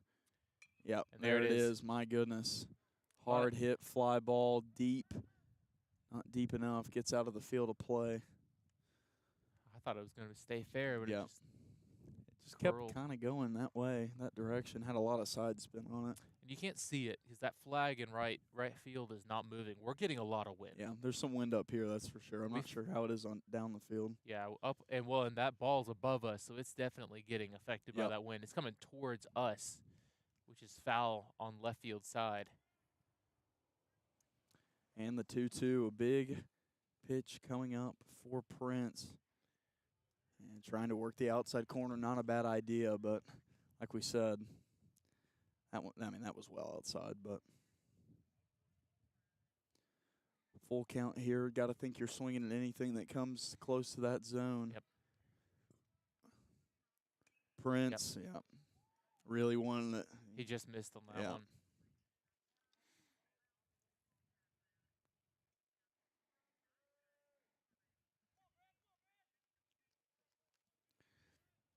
Can't imagine he'll miss 2 in a row of those if he gets. Not likely. He gets another one of those. I don't see him going back to the fastball unless he's just not confident in his off speed. All right, lefty especially. I'd throw him an off speed at this point. Try to get him to swing again. And Warren, before we get that pitch, he's going to go back to the pickoff.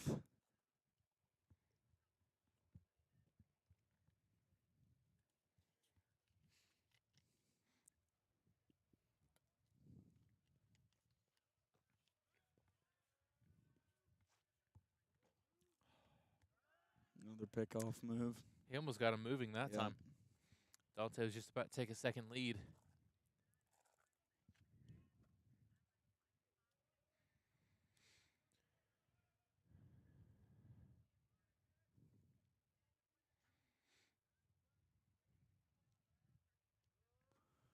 And Brad. Got underneath that one. Yeah, just a tad underneath. Looked like a decent pitch. He just missed it. Yeah. Back into the box is going to be the left fielder wearing number 33, Jackson Smith. Believe he's 0 of 1. He's got a walk today. Playing Careless Whispers, his walk-up song. Yeah, that's fun. That's awesome. Lions could use a spark here from Smith. Yep. He's been hitting really well recently. Yeah. There's a swing and a miss. Sounded like he might have got a little tip. I don't know. Maybe that wasn't him. Maybe that was in the dugout. Wouldn't really have mattered on Yeah. 0-0, but yeah, it's possible. It was right on the edge of his bat swing. But he's been hitting, we've got dev games, so guys get a chance to play in unofficial games, and he's been hitting really well. He and another freshman who we saw last week. Smith wasn't part of the lineup early in the season. I don't believe he has started a game. Yeah. I believe this is his first start. So this is a big deal for him. But he's been hitting really well in our unofficial games and the dev games. Getting a chance to play today. That one well outside. He's behind in the count 1-2 here. You got to think anything near the zone, he's probably going to have to go after. The Lions could use a base hit here.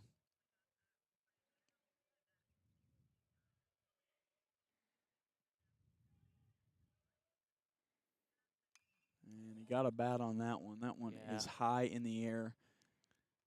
And foul. It's about 100 feet away from us. That's one he didn't want to miss. Yeah. Fastball on the outside half.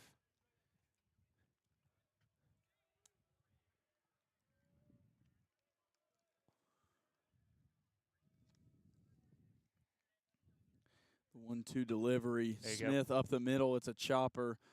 Second baseman flips it to the shortstop for an easy out, number 3. The Lions not able to do any damage there. I thought he had something out of the infield there, and it was top spun. Yeah, it was a little slow. Yeah. A little more pace on it. Might have had it. Union College will get a chance in the top of the 6th to extend their lead. They lead the Lions 5-3. With that, we'll take a break. We'll see you top of the 6th here on the Lions Radio Network.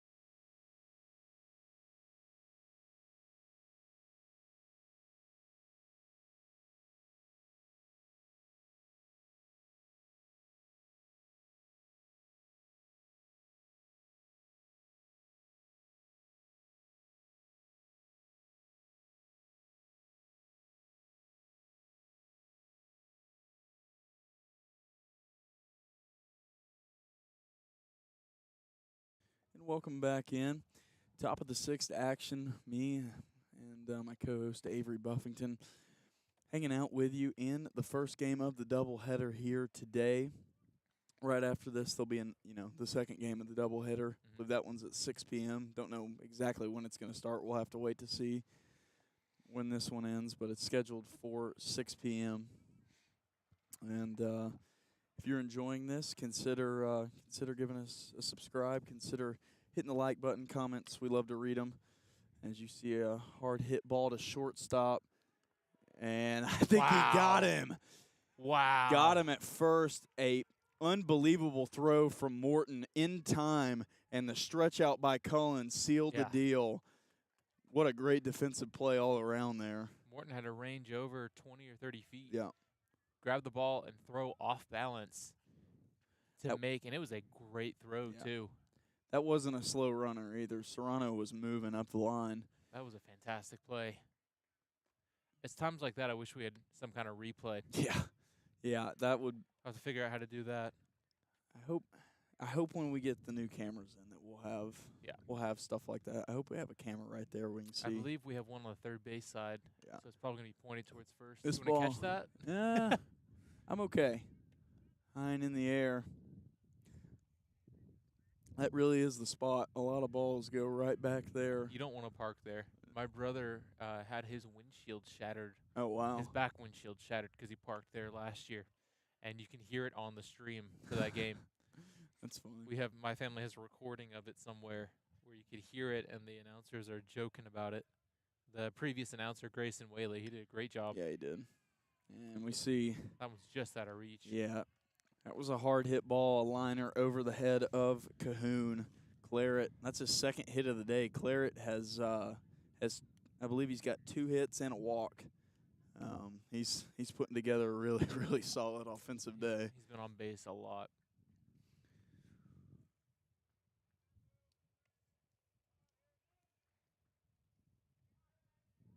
This will be number 23, Colton Stegman for the Bulldogs. Stegman, I believe Stegman's walked once. Yep, and he's got a hit. Both Clara and Stegman were run. They've touched home plate twice, so they've been around the bases. This top of the order for Union has been really good. And you see Stegman base hit to left field. That'll go down as a single. And I believe that throw was a little over the head of Morton. Yeah. Everett had to run to cover it. Well, Morton was running over towards third, and he threw it behind him. Yeah. Yeah, that looked like it was going to go farther, and then it just died about 10 feet in front of our left fielder. Who do we have in left? Is that? I believe that's Jackson Smith in left field. Yep. Yep. That's going to be Smith. It's been Brad playing left field a lot recently. So there's an opening right now.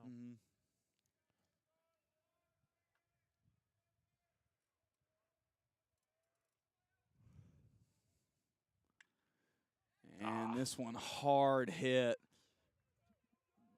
by number 8. I believe that's Sebastian Flores.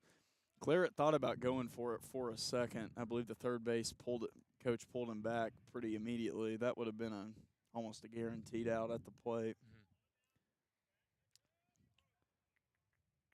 Yeah, Everett's going to need to settle in here. He's got 1 out, so he's not in the worst of spots, but he really needs to find his groove here. He needs a strikeout or a double play this at bat, or this may be it for him.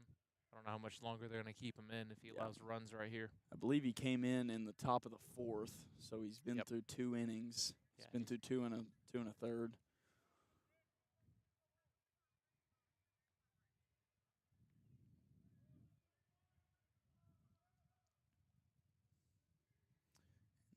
Zero offering, going to be high for Everett. Into the box for Union.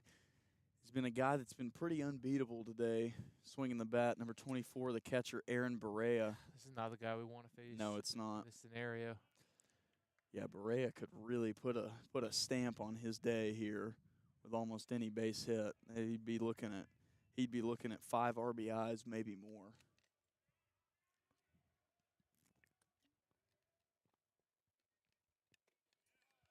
And that one low and away.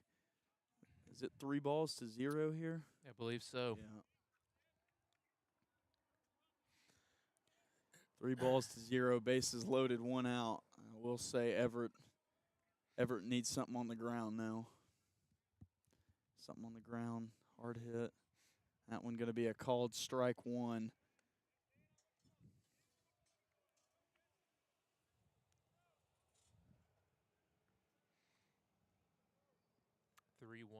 Dangerous count. He's not going to be looking now.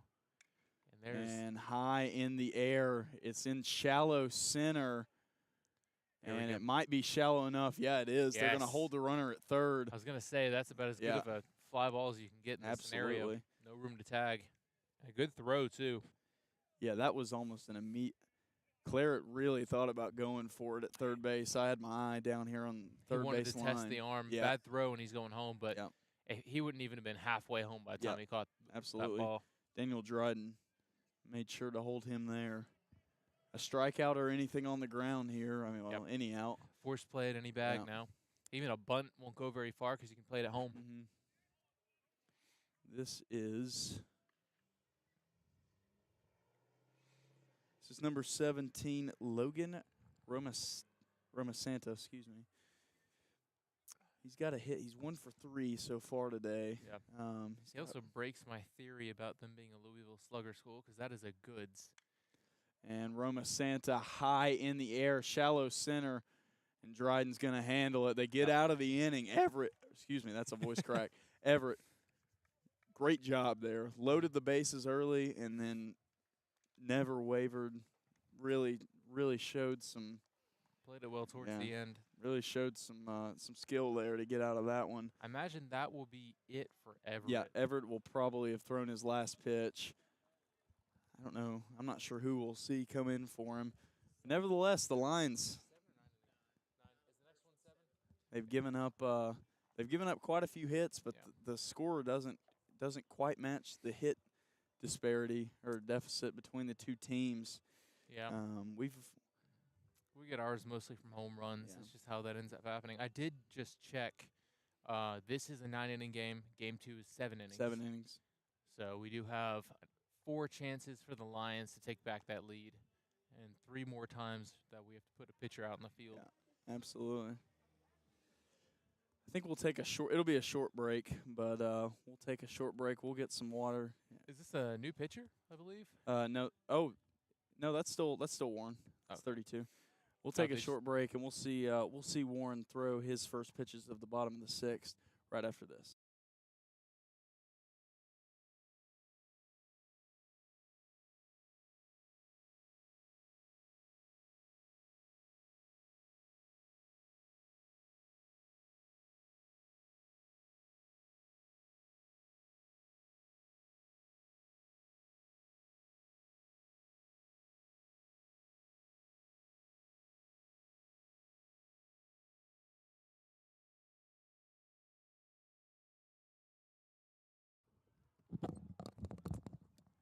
Welcome back into the box for the Lions is Daniel Dryden. Man of the minute right now. Absolutely. Dryden, go. hard hit up the middle. Shortstop not in time. He's going to get the party started for the Lions. That'll put him 2 for 3 on the day. 2 for 3. Dryden's had a good day, and here comes another guy that he can hit. This guy, right? Cade Cook. This is an ideal spot. Warren has thrown quite a few pitches already as a reliever. He came in the bottom of the 3rd, I believe. So he's already been through 2 innings, 2 full innings. This is kind of where you want him. Ooh, that was a good-looking pitch there.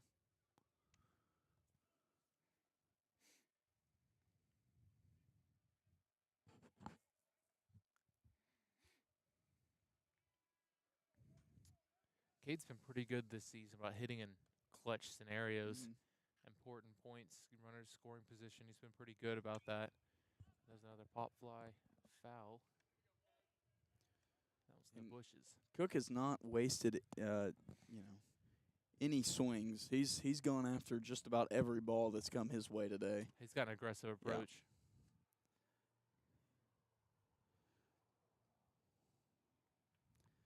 And the 0-2, no, that's going to be a pickoff.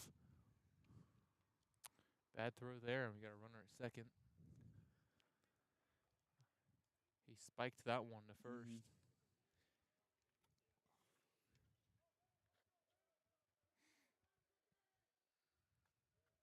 And the 0-2 offering from Warren on the way. Cade Cook, almost an identical foul ball back here behind from the first pitch.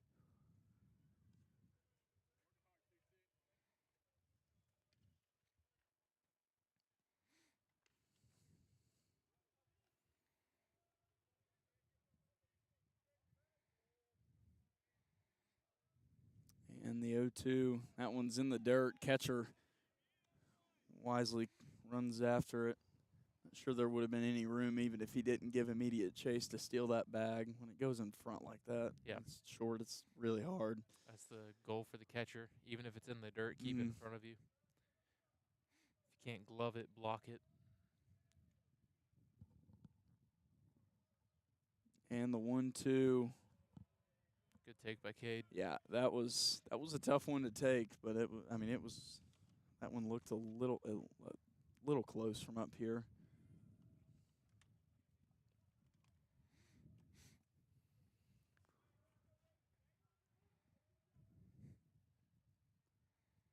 The 2-2 offering from Warren to Cook.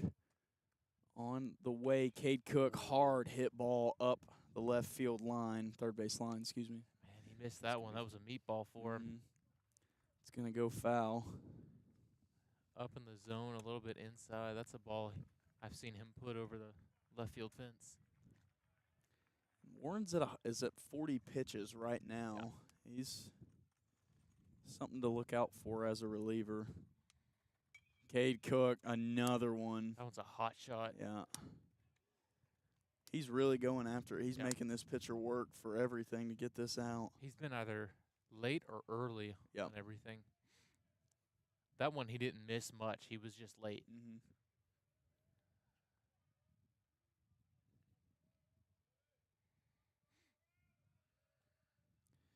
And another pitch here at 2-2 count. Another one.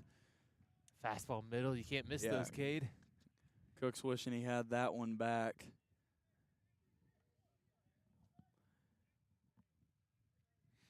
As the at-bat goes on, I mean, I would say the favor shifts to Cook, though. He's seen all of what Warren's got to offer. We'll see if he can put it to good use here. What is this, pitch number 7 or 8? I believe it's 8. That's a chopper off the glove of the third baseman. Dryden going to advance to second, Cook to first. I believe that should go down as an error. Probably. Yeah. It could also be taken as a field single. It was a little slow, most likely to be put as an error.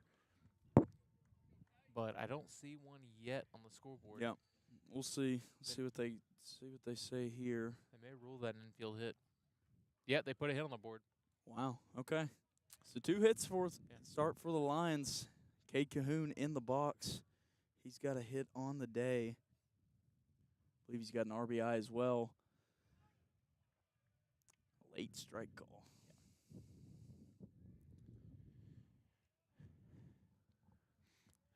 Yeah, back-to-back Cades. I know. We were just talking about how we confused them a little bit ago. Well, it was even worse last week, or a little bit worse. So there was a Cade on Milligan's team as well. And Dryden going to get there. He stepped off the bag. Oh, wow. It's not a force. Yeah, that's not a force out if I'm not. He's got to tag him. That's most likely going to be overturned. Yeah, got to be. Yeah, he ruled him safe on the initial play to third. And then he stepped off the bag. Overran the bag a little bit, but he made it there first. And then he said that he's out because he came off the bag. But for the runner, once he's there safely at first, he's got to be tagged. And I believe most likely that will be overturned. They're meeting umpires right now. Even the I believe the home plate umpire was even saying he was already he was signaling. Yeah, they're gonna meet. I feel pretty confident, just like with the last time they met, that they're gonna overturn that last one. He called him safe on the initial forced play. Yeah, there you go. Yeah. Well, Dryden's fast. He actually that was a good play by the catcher. Yeah. He was immediately there for the bunt. Yep. And then made the throw for the force out for the leading runner. Yeah.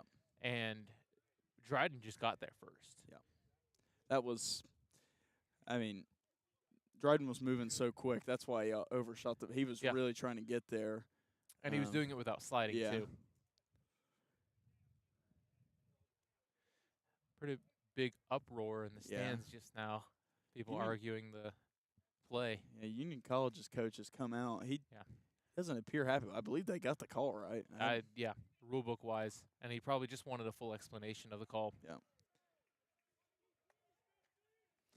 Now, bases loaded, 0 outs here. I'm surprised we haven't seen a mound visit for Warren just yet. We're top of the order, too. Yeah, this is going to be Cullen. Yeah. Cullen so far today a hit, an RBI. He struck out once. I believe he's 1 for 3 on the day. But as we've touched on many times, everybody for Bryan can hit. Look who's behind him, too. Yeah. Price and Lofton. Yep.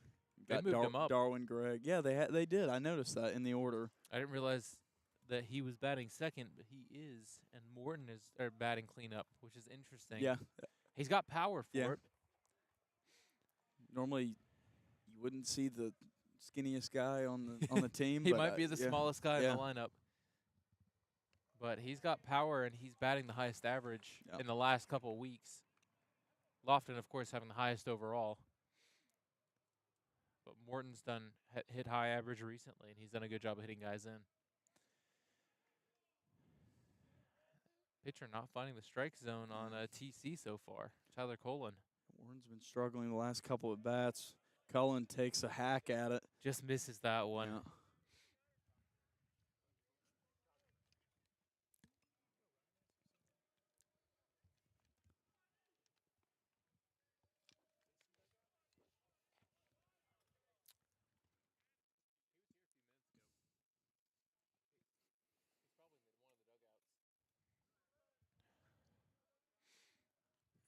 And the 2-1 offering from Warren on the way.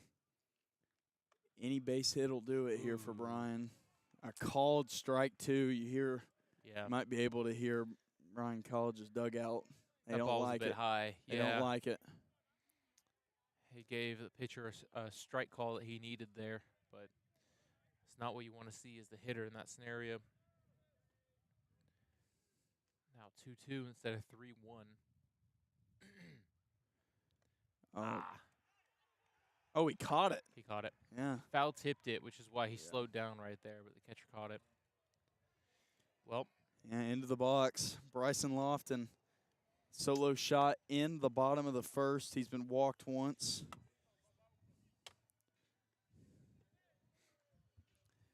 And his one out today was a deep shot that I thought was out of here. He thought was out of here. He hit it hard the other way, but I think the wind killed that one.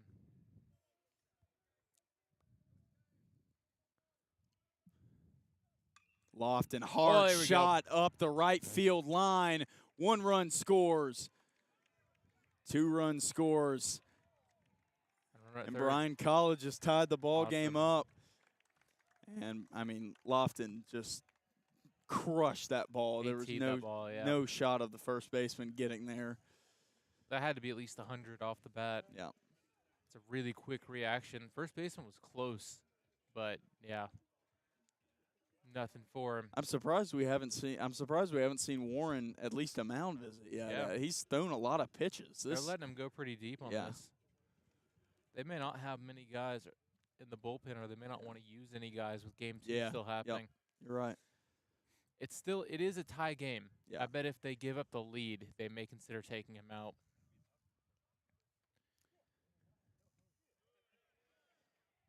Ooh. Called a strike? They called him swinging on that. Okay. All right. That's what that was. Yeah, if you see the home plate umpire point down either line, they're asking the line umpire whether or not they swung. So if the lefty, he'll be on the other end down by third base. Warren not out of the woods yet. Darwin Gregg, high ball hit out of play up the right field line. Yeah. Warren is not out of the woods yet. He's got a man on third. He's got Lofton on first. And as you stated, Gregg has struggled here today, but you've seen that all year where Gregg comes through whenever late in the ball game after he's gotten a few at-bats. This may be his hit for the game. Gregg, high fly ball. This one not going to leave the infield. Shortstop's under it, and that'll be out number 2 for the Bulldogs.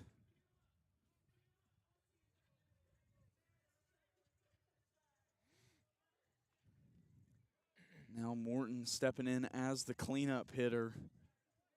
You know, if you're Bryan, you'd probably like to put a few more up here while you've got the guy in scoring position. You've only got the guy on third base, but it would be a shame to leave it out there.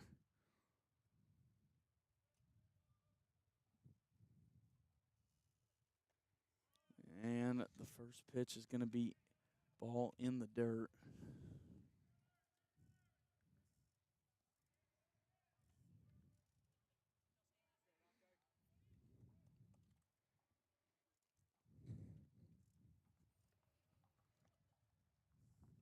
Big Chance to take the lead right here for Dante.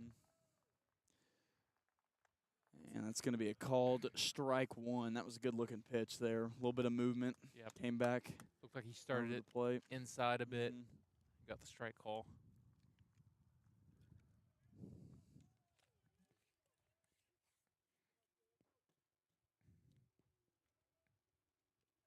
Oh. Whoa. Dante has to dodge out of the way of that one. That one went right at his hips.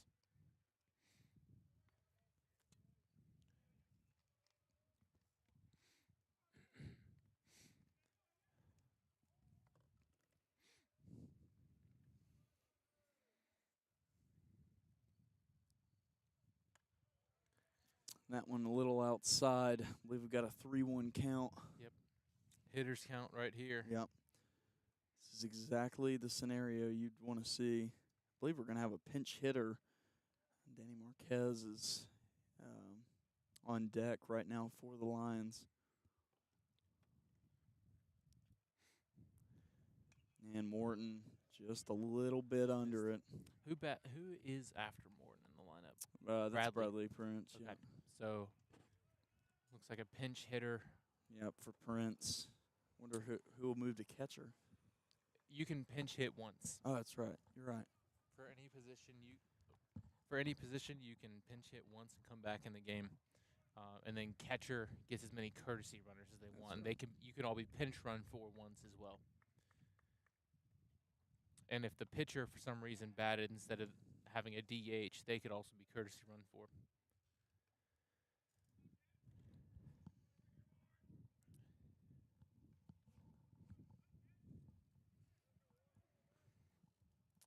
This pitch may decide whether or not Warren stays in the game or not.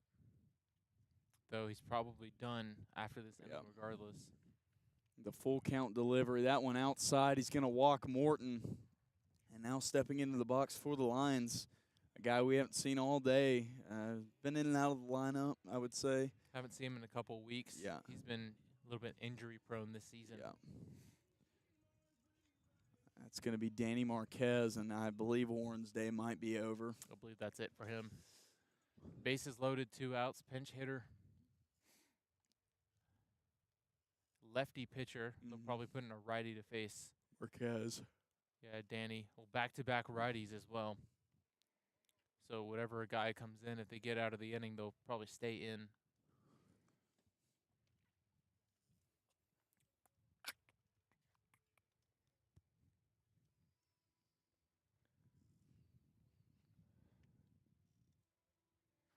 Long mound meeting, and he hasn't pointed or anything to the pin. Nope.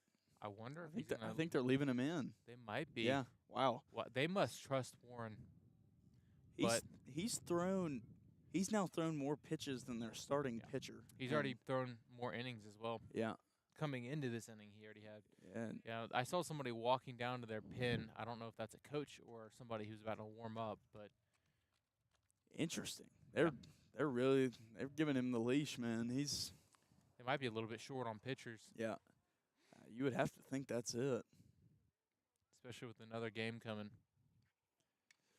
Danny Marquez high in the air to right field. Right fielder under it. And, I mean, hey, maybe he's earned that trust as he gets him out of that one. Danny just missed that ball.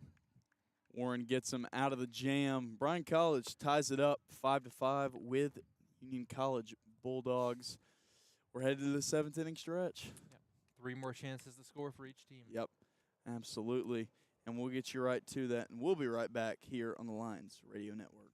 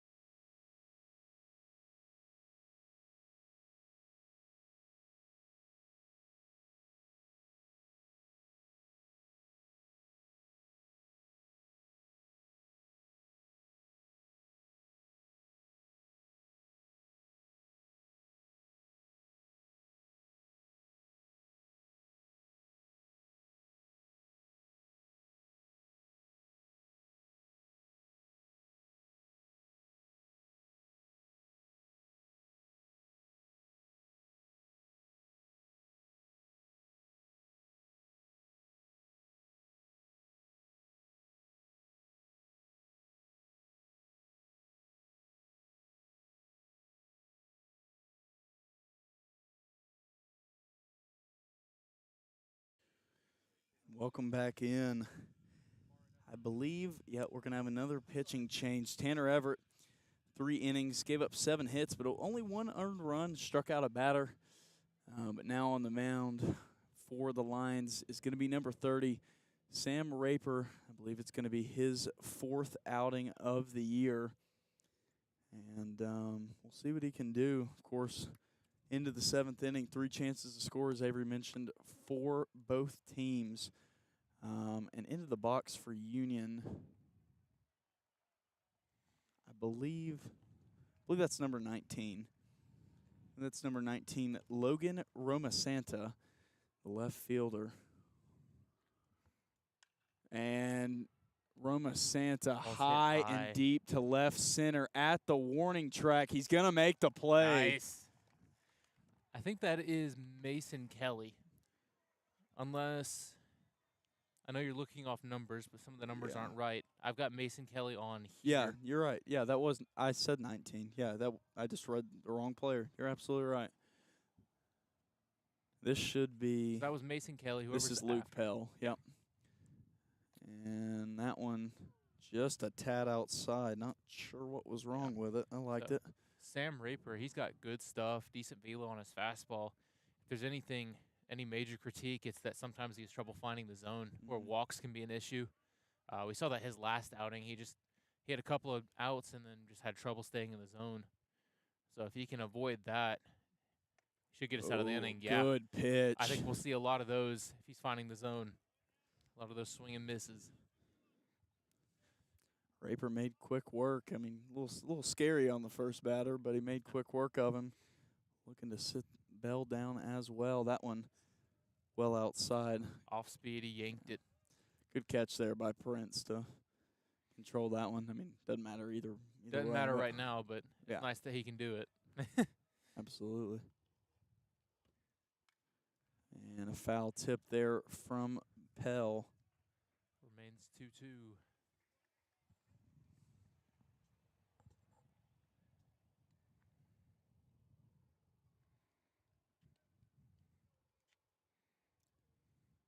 There you go. And he rung him up. Pell going down looking. Great pitch by Sam. And Raper has come in and made an instant impact.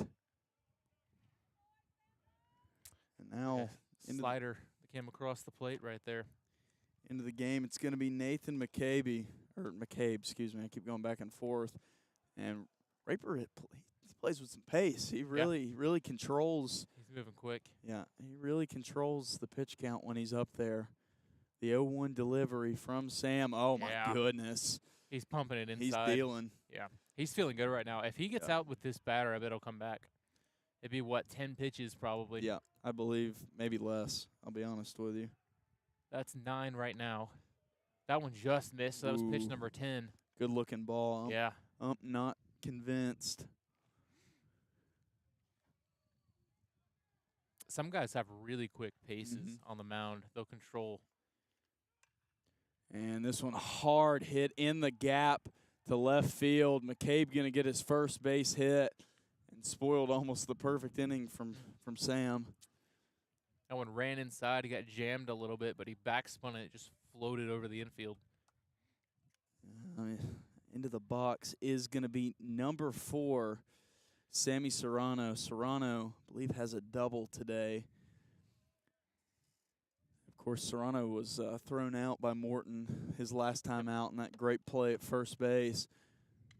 And hard hit on the ground. Lofton handles it with no issue, gets it to first base. A great inning there from the Lions as they sit him down. Not 1, 2, 3, but 1, 2, 3, 4. And no damage done. Raper, really good control of the mound. Comes really in. Quick inning. Yeah. Raper really gave him a boost. I think they needed it for sure. He didn't waste many pitches either. That was a really efficient inning. Yeah, absolutely. And you can tell that fired him up. There's some momentum now on the side of the Lions. We'll see if they can use it when we get you to the bottom of the 7th inning here on the Lions Radio Network.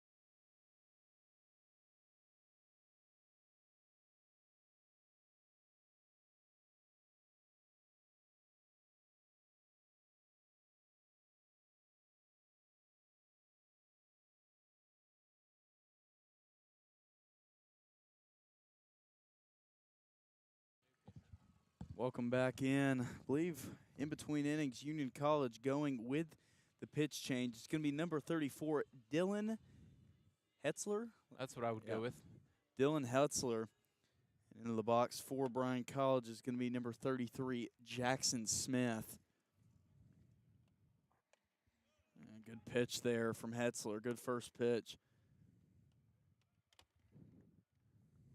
And we talked a little bit last time Bryan was batting, leaving Warren in that long. I mean, it kind of paid off for him. Gave up the 2 runs, but he ate up a lot of the game that their starter couldn't get through. Yeah, their starter went only 2 1/3, so him going 3 2/3 gave them a chance to make up for it and have to throw a lot less relievers.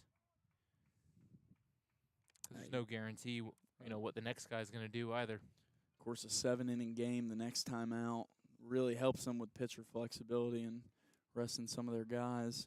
Of course, they've got the game Saturday, so it's all in play. 2-2 count for Smith. The pitch from Hetzler on the way. Oh my goodness, on the outside. I mean, I don't love it. Seems to be very inconsistent on that outside corner today. He's not really picked the lane with how he wants to call that. Nevertheless, he sits him down back into the box for the Lions. Is going to be Daniel Dryden. 2 hits today, 2 runs for him, 3 at-bats.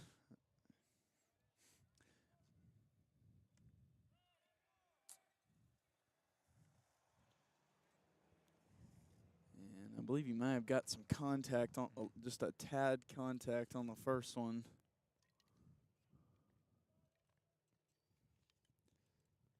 And that one gets past everybody. That's what he wished there was a runner on. Yep.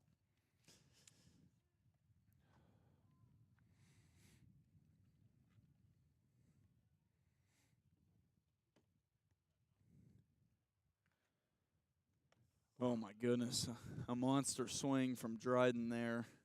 That one connects. It's probably gone. He was looking to take the lead on that swing. He missed the fastball. Just something you hate to do.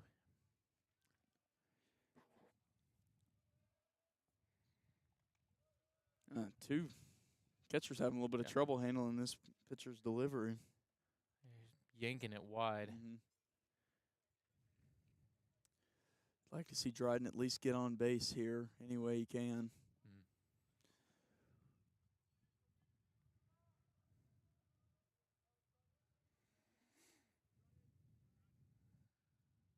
Daniel Dryden, big shot, going to be well foul.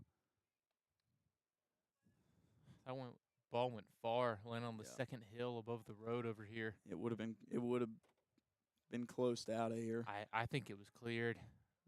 He hit it high, and if you straighten that out, it's going even farther. Yep. But pulled it. Coulda, shoulda, woulda. Dryden takes the 2-2 offering. 3-2 now. Yeah. He called that pitch before. Yeah, you're right. He like I said last batter, he's very inconsistent about what he wants that outside corner to be. And another one getting past the catcher for a called ball 4. So Daniel Dryden does his job, gets on base by any means necessary. And now a guy that really likes to swing the bat and can do some damage, Cade Cook, number 26. I believe he's 1 for 3 on the day, but he's got 2 runs. And he doesn't just like to swing the bat. He's got a really good recognition of his zone. Yep. Because even, he got straight down to an 0-2 on foul tips his last at bat and then managed to watch 2 somewhat close pitches accurately and then fouled off everything that was close enough to be called a strike or within reach. So he's very good about recognizing. And there he misses a fastball. Yeah. We're seeing a lot of guys as the game gets later, a little more fatigue sets in there. Now, he was clear ahead of that one right there. I think he got excited and ahead of the fastball. But, yeah, the last was that Dryden. He missed the fastball a little bit late.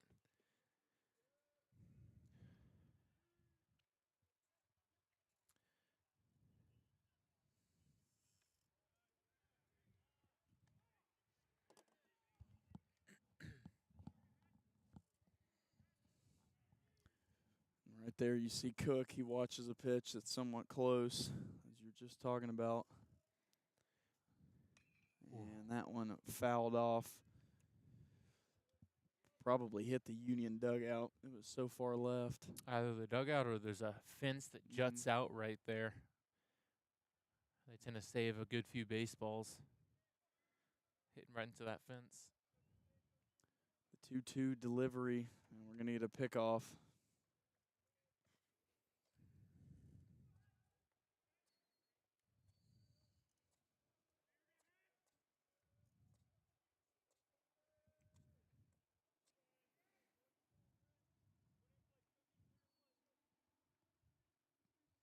The 2-2 delivery. Oh, he rings him up. He called that a strike. Yeah, he's been inconsistent with that spot. I mean, that looks like it just depends on how he's feeling at the time. That's what it feels like. Oh, man. That's 2 lines to go down. Well, he check swing, but 2 lines to go down looking this inning on that outside corner. Yeah, he held back on it thinking it was not a strike, which I believe it was not, but he gets the call.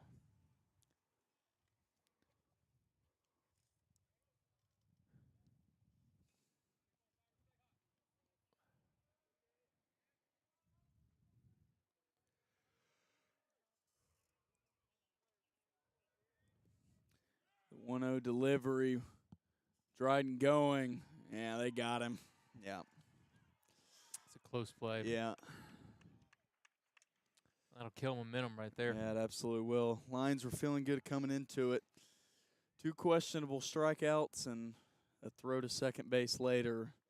Union College stops the offensive advance of Bryan. 5-5 though. Yep. Both teams Still a tie game. Yeah, still up for grabs. And we'll get you to that conclusion right after this here on the Lions Radio Network.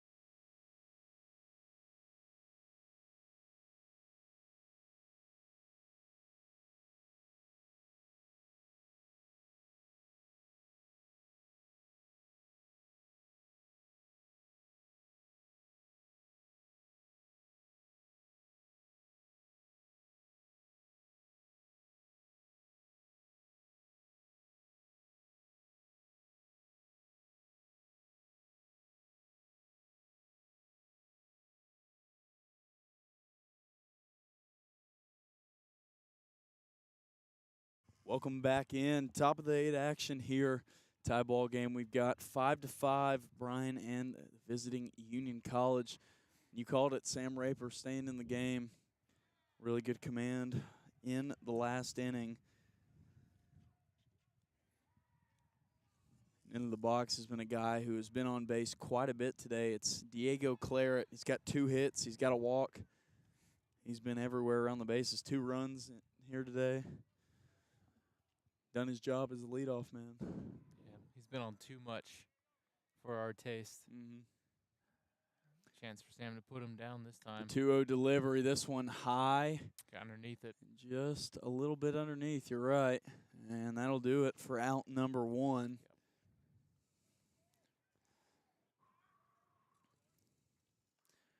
Yep. Yeah, Raper has done a really nice job of just, you can kind of feel like his mound presence. Like it's not something you can see or touch or, but it's there. He's already ready to throw the next pitch as soon as the guy steps in, as that one goes foul up the right field line. But yeah, he's moving quickly, and he's throwing a lot of strikes. Mhm. And it's when you've got somebody who throws as many strikes as he has been, it's like you have to swing. Mhm. And when you've got guys that are hurrying to swing because you're like, oh, he's going to throw me a fastball for a strike, you get a lot of bad contact. So he's been getting pop flies and bad contact and a few swings and misses. And There it is, out nice. number 2 to the center fielder. That one good contact, but unfortunately it was just straight to him. That's 2 outs once again. He's moving quickly. Yeah. I could see him staying in Yeah. if he does it right Yeah. here. I'm with you. He's only at, that's 15 pitches for 5 batters. And the pitch, that one little low and outside. 1-0 in the count. Yeah, I agree with you. If he can get out here, I mean there's Oh, that hit him. That hit the umpire too. Oh boy. Oh boy. He's in some pain. Looks like it got the umpire on the wrist. Yeah, I think you're right. That's a tough spot to get hit with a deflected baseball. Well, our trainer is right behind the net, so if there was a time to get hit, it would be now with him right there and available. I think he's all right. Looks like he's toughing it out. So I guess it did not hit the batter. Yeah, he's not calling it.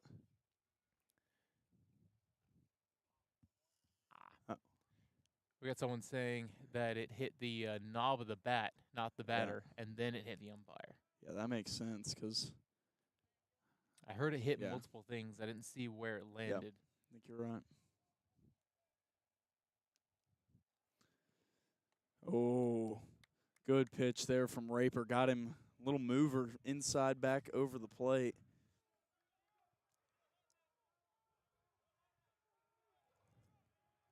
And the 1-2 delivery from Sam rung him up. Sam Raper has come in and really shown some command of the plate. He got the dugout going with that. Yeah, he did. There's some momentum over there. Yeah. There's some juice. And Union College is having a heck of a time trying to figure out what to do to hit this guy's stuff. Yeah. And with that, the top of the 8th is over as quickly as it begun. Once again, the score, Bryan 5, Union 5. We'll be right back when Bryan goes on offense here on the Lions Radio Network.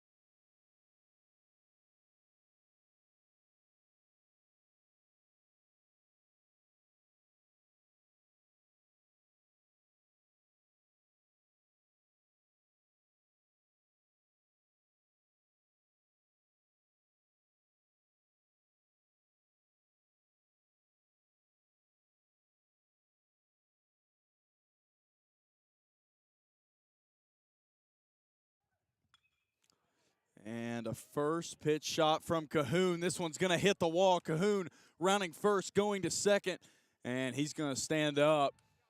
I thought that ball was gone. Yeah, it was close. It was very close. It was a little bit too low lining for it, but right off the top of the wall.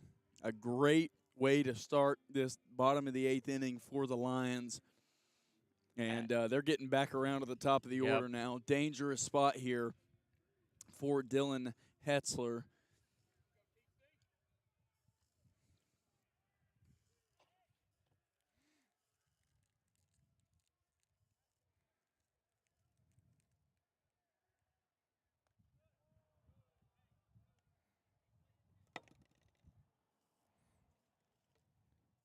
And a first pitch ball to Tyler Colin.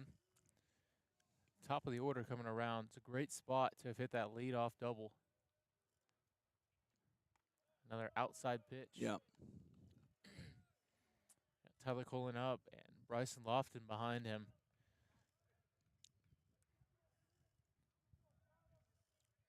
And I don't see them, based on how they've been pitching guys, I don't see them putting in a lefty just for Lofton, even if he gets on.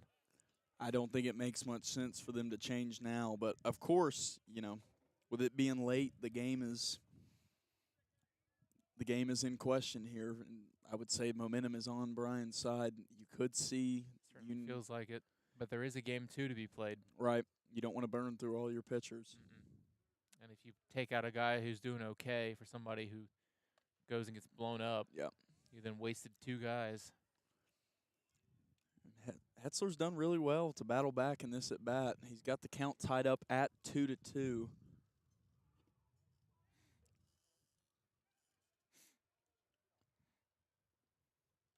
That one low.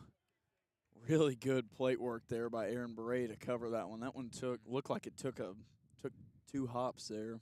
He knocked it. He threw it in the lefty batter's box and blocked it up behind. And big pitch here coming up for Hetzler.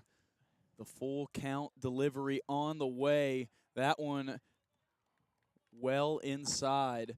And Cullen, with good plate presence, is going to take his base. Now stepping into the box. He couldn't draw it up any more perfect if you were Bryan College. Bryson Lofton. And I believe he's homered on the day. He's 2 for 3, 3 2 for RBIs. 3. He's had a day already. Yep. This would really just be the cherry on top of the Sunday. It would be.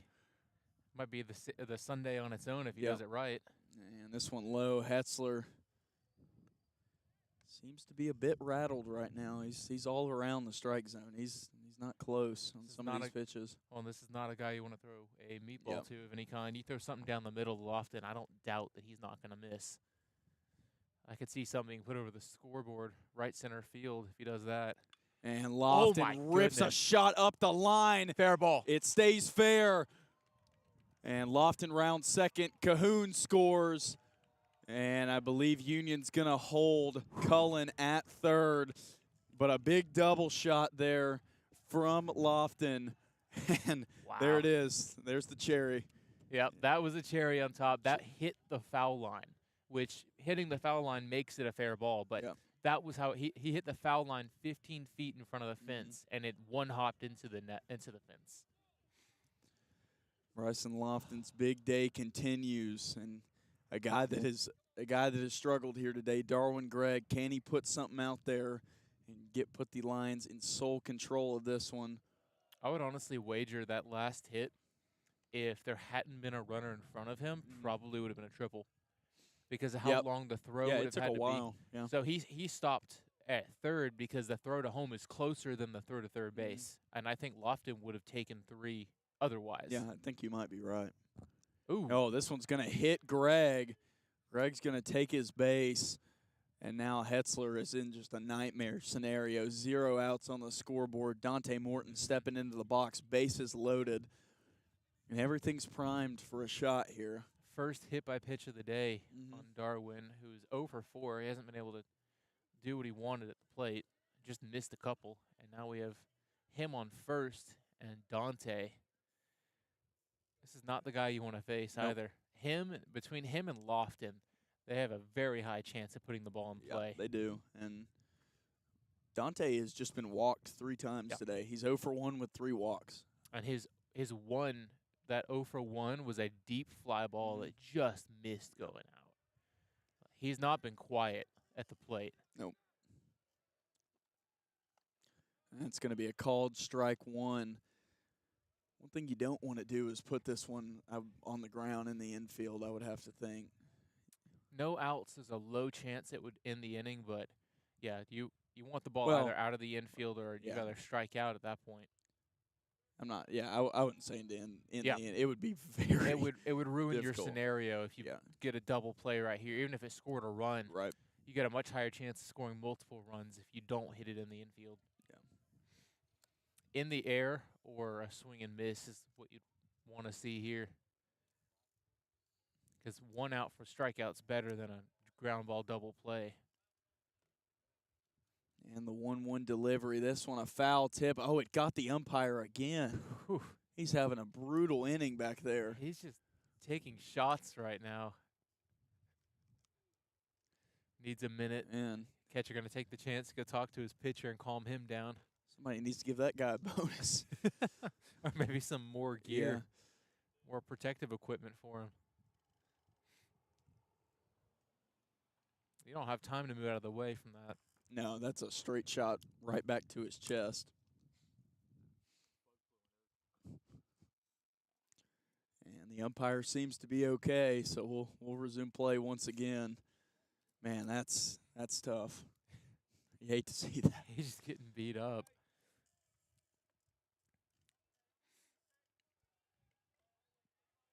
Well, Morton's going to be swinging if it's close. 1-2. This one on the outside corner, 2-2.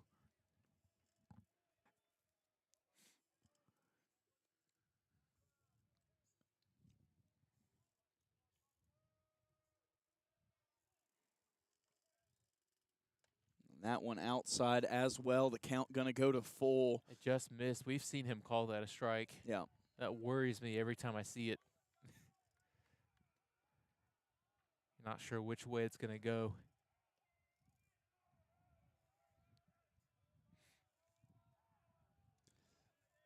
And the 3-2, you can hear the Bryan dugout. They're rowdy. They're getting loud. Yeah, they want to see a run come in here. Putting pressure on the pitcher. They're getting very loud. Yep. And Dante just missed that one on the outside.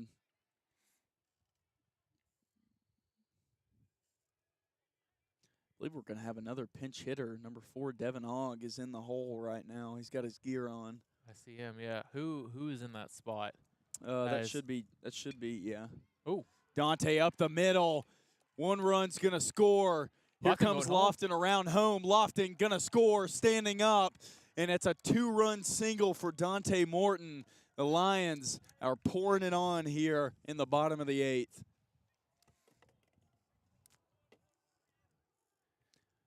Not only are they pouring it on, 0 outs and 2 men on base. Still hasn't quieted down for this pitcher. He's came in, clean inning, and it just hasn't been clean since he came in.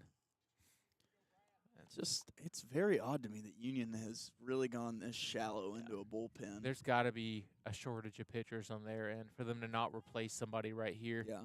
Because it was a 6-5 game, bases loaded, and it was this pitcher who did all of that. Yeah. I would have taken him out and put somebody fresh in. Yeah. I agree with you, man. It's hard for me to see the logic, but you're right. Pitcher shortage, anything like that would definitely dictate that you're doing what you can. Yep. I mean, you can't quite tell from our record because we're still above 500, but we've had a pitcher shortage this year. A couple of our starting pitchers been injured, my brother being one of them. Yeah. He won't be back till the end of the month more than likely, and other guys are in and out. Another starter, Engel, is out for the year, and multiple injuries going around, so it happens.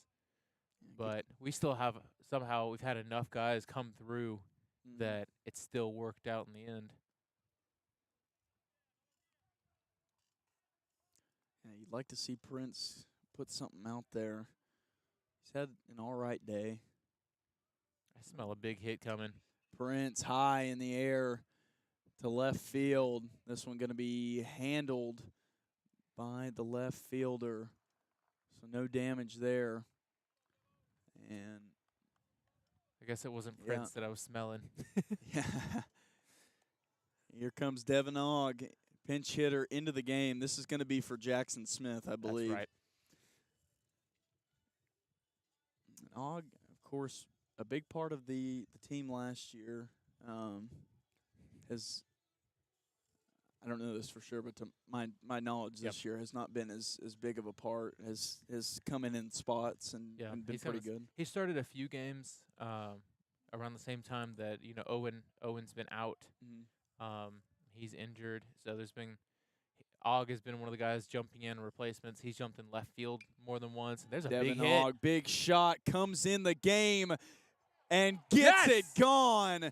Devin Og, a 3-run shot to left field. That's how you pinch hit. I knew I smelled something. You called it, man. Great sense. And, man, Bryan College continues the monster 8th inning here. And, yeah, Union College, pitcher shorter or not, I don't think you can leave a guy in after that. He's given up 6 in the 8th inning Yeah, with 6 1 out. Yeah. That's a shame. He was I mean, not a shame for Bryan, but for that guy, he was clean coming in. Yep. And it just With 1 out, he's faced 7 batters and gotten 1 of them out. Because there's nobody on right now. That's not a good score line for you. You got a tall guy coming in. Yeah, man, that's a big dude. Yeah. You're about 6'5", 6'6", something like 6'7". that. You're 6'7". He looks similar to me in build. I'm around 6'4". I think he's got a few inches on me. Yeah, wow. He is towering over the catcher and coach. That's the typical build of somebody over 6'5". Yeah. And I think with that, we're going to let him warm up. We're going to get a quick break. This 8th inning has felt like the longer than the entire rest of the game. So we're going to grab a quick break. We'll be right back here on the Lions Radio Network.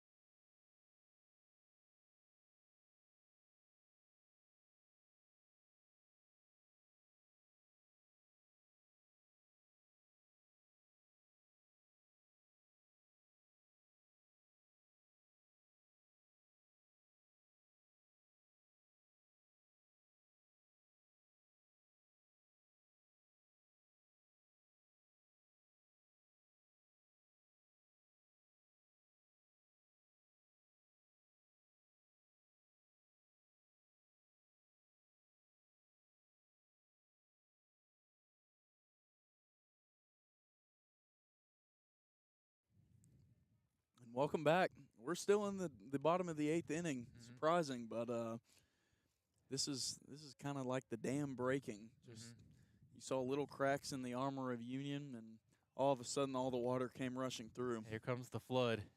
Let's see if we can follow that last home run up with maybe another one right here by Dryden. And Daniel Dryden, my goodness, he just missed it. Got just a tad under it. It looked so good coming off the bat. Yep. He got, if he's half an inch, maybe not even that higher, that ball's clear out of here. That's the point where baseball becomes a game of inches. Yep. You miss it by less than an inch on the bat. That's the difference of hundreds of feet. This guy's velocity seems really low. It does. It feels pretty low. Just like, I don't know. I can't imagine. Did you introduce him? Oh, no, I didn't. Excuse me. Oh, before that. And a little dribbler to second. Throw in time. Cade Cook going to get gunned out. Yeah, this is Nathan Van Beek. Now, that it could be a different name, the Van, all that. Yeah. It could be Van Beck, something like that. But we'll go with Van Beek. It's how it's written. But comes in, gets 2 outs. I mean. It was hard, or not quite hard but contact on it. I guess that's one upside of not throwing absolute heat, is guys are going to be swinging more. Yep. And now you'll see Sam Raper. They're going to leave him in to try to finish out the ball game. I would too. Hey, great call. No complaints up here. We'll see if he can do it. Top of the 9th, Lions need 3 outs, and we'll see if he can do it. And much more here on the Lions Radio Network.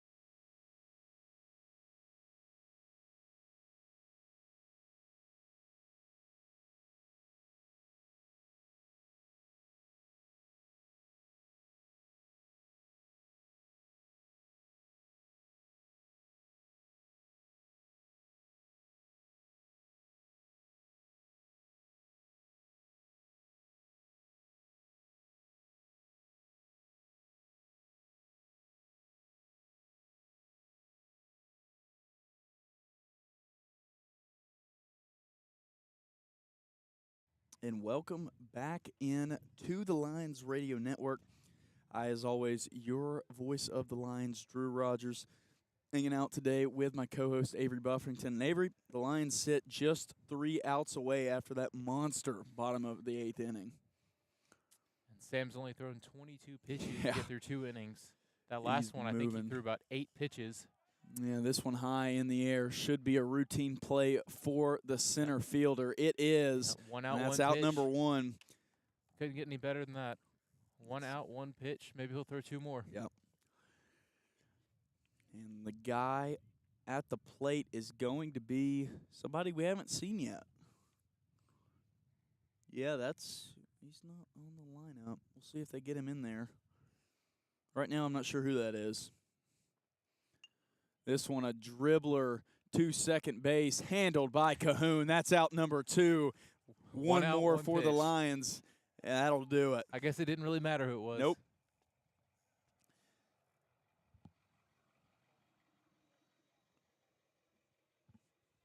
Oh, number 14 is his number. Yeah, he's just not listed on their lineup. We don't have their full roster, so we don't have a way to see who it is. Yeah. It'll probably update in just a second. Yeah, hopefully. We'll find out when JB down there puts it in. Yeah.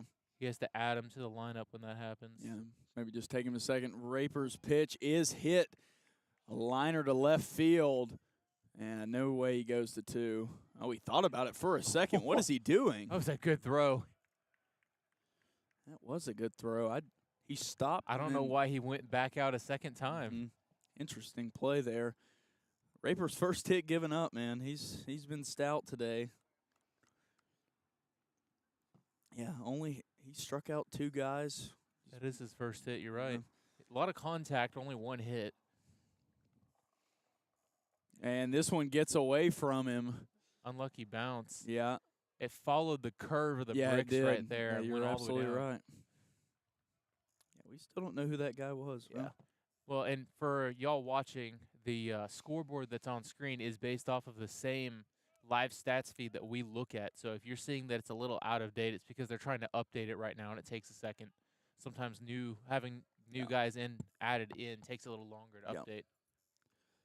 Raper's delivery. This one a chopper to third, handled by Lofton. Lofton, the throw. It's over. Wow. Bryan College closes out Union 11-5. And a hard-fought game. Union, I think they gave them just about everything they had. That was a laser throw. Yeah, it was. Union gave it just about everything they had, but Bryan able to close them out, and a good win, and good to get back in the win column for Bryan after 3 straight L's. I'm gonna head out. Avery, I really enjoyed it, man, and of course the second game of the doubleheader will be you. Do you have a co-host for that one? I believe we'll have a guest host. I'm going to wait to reveal who it'll be. I don't know how long he's going to hang around, but he'll be here next game. So it'll be primarily me doing play-by-play for most of the game. But, yeah, that's it for Game 1.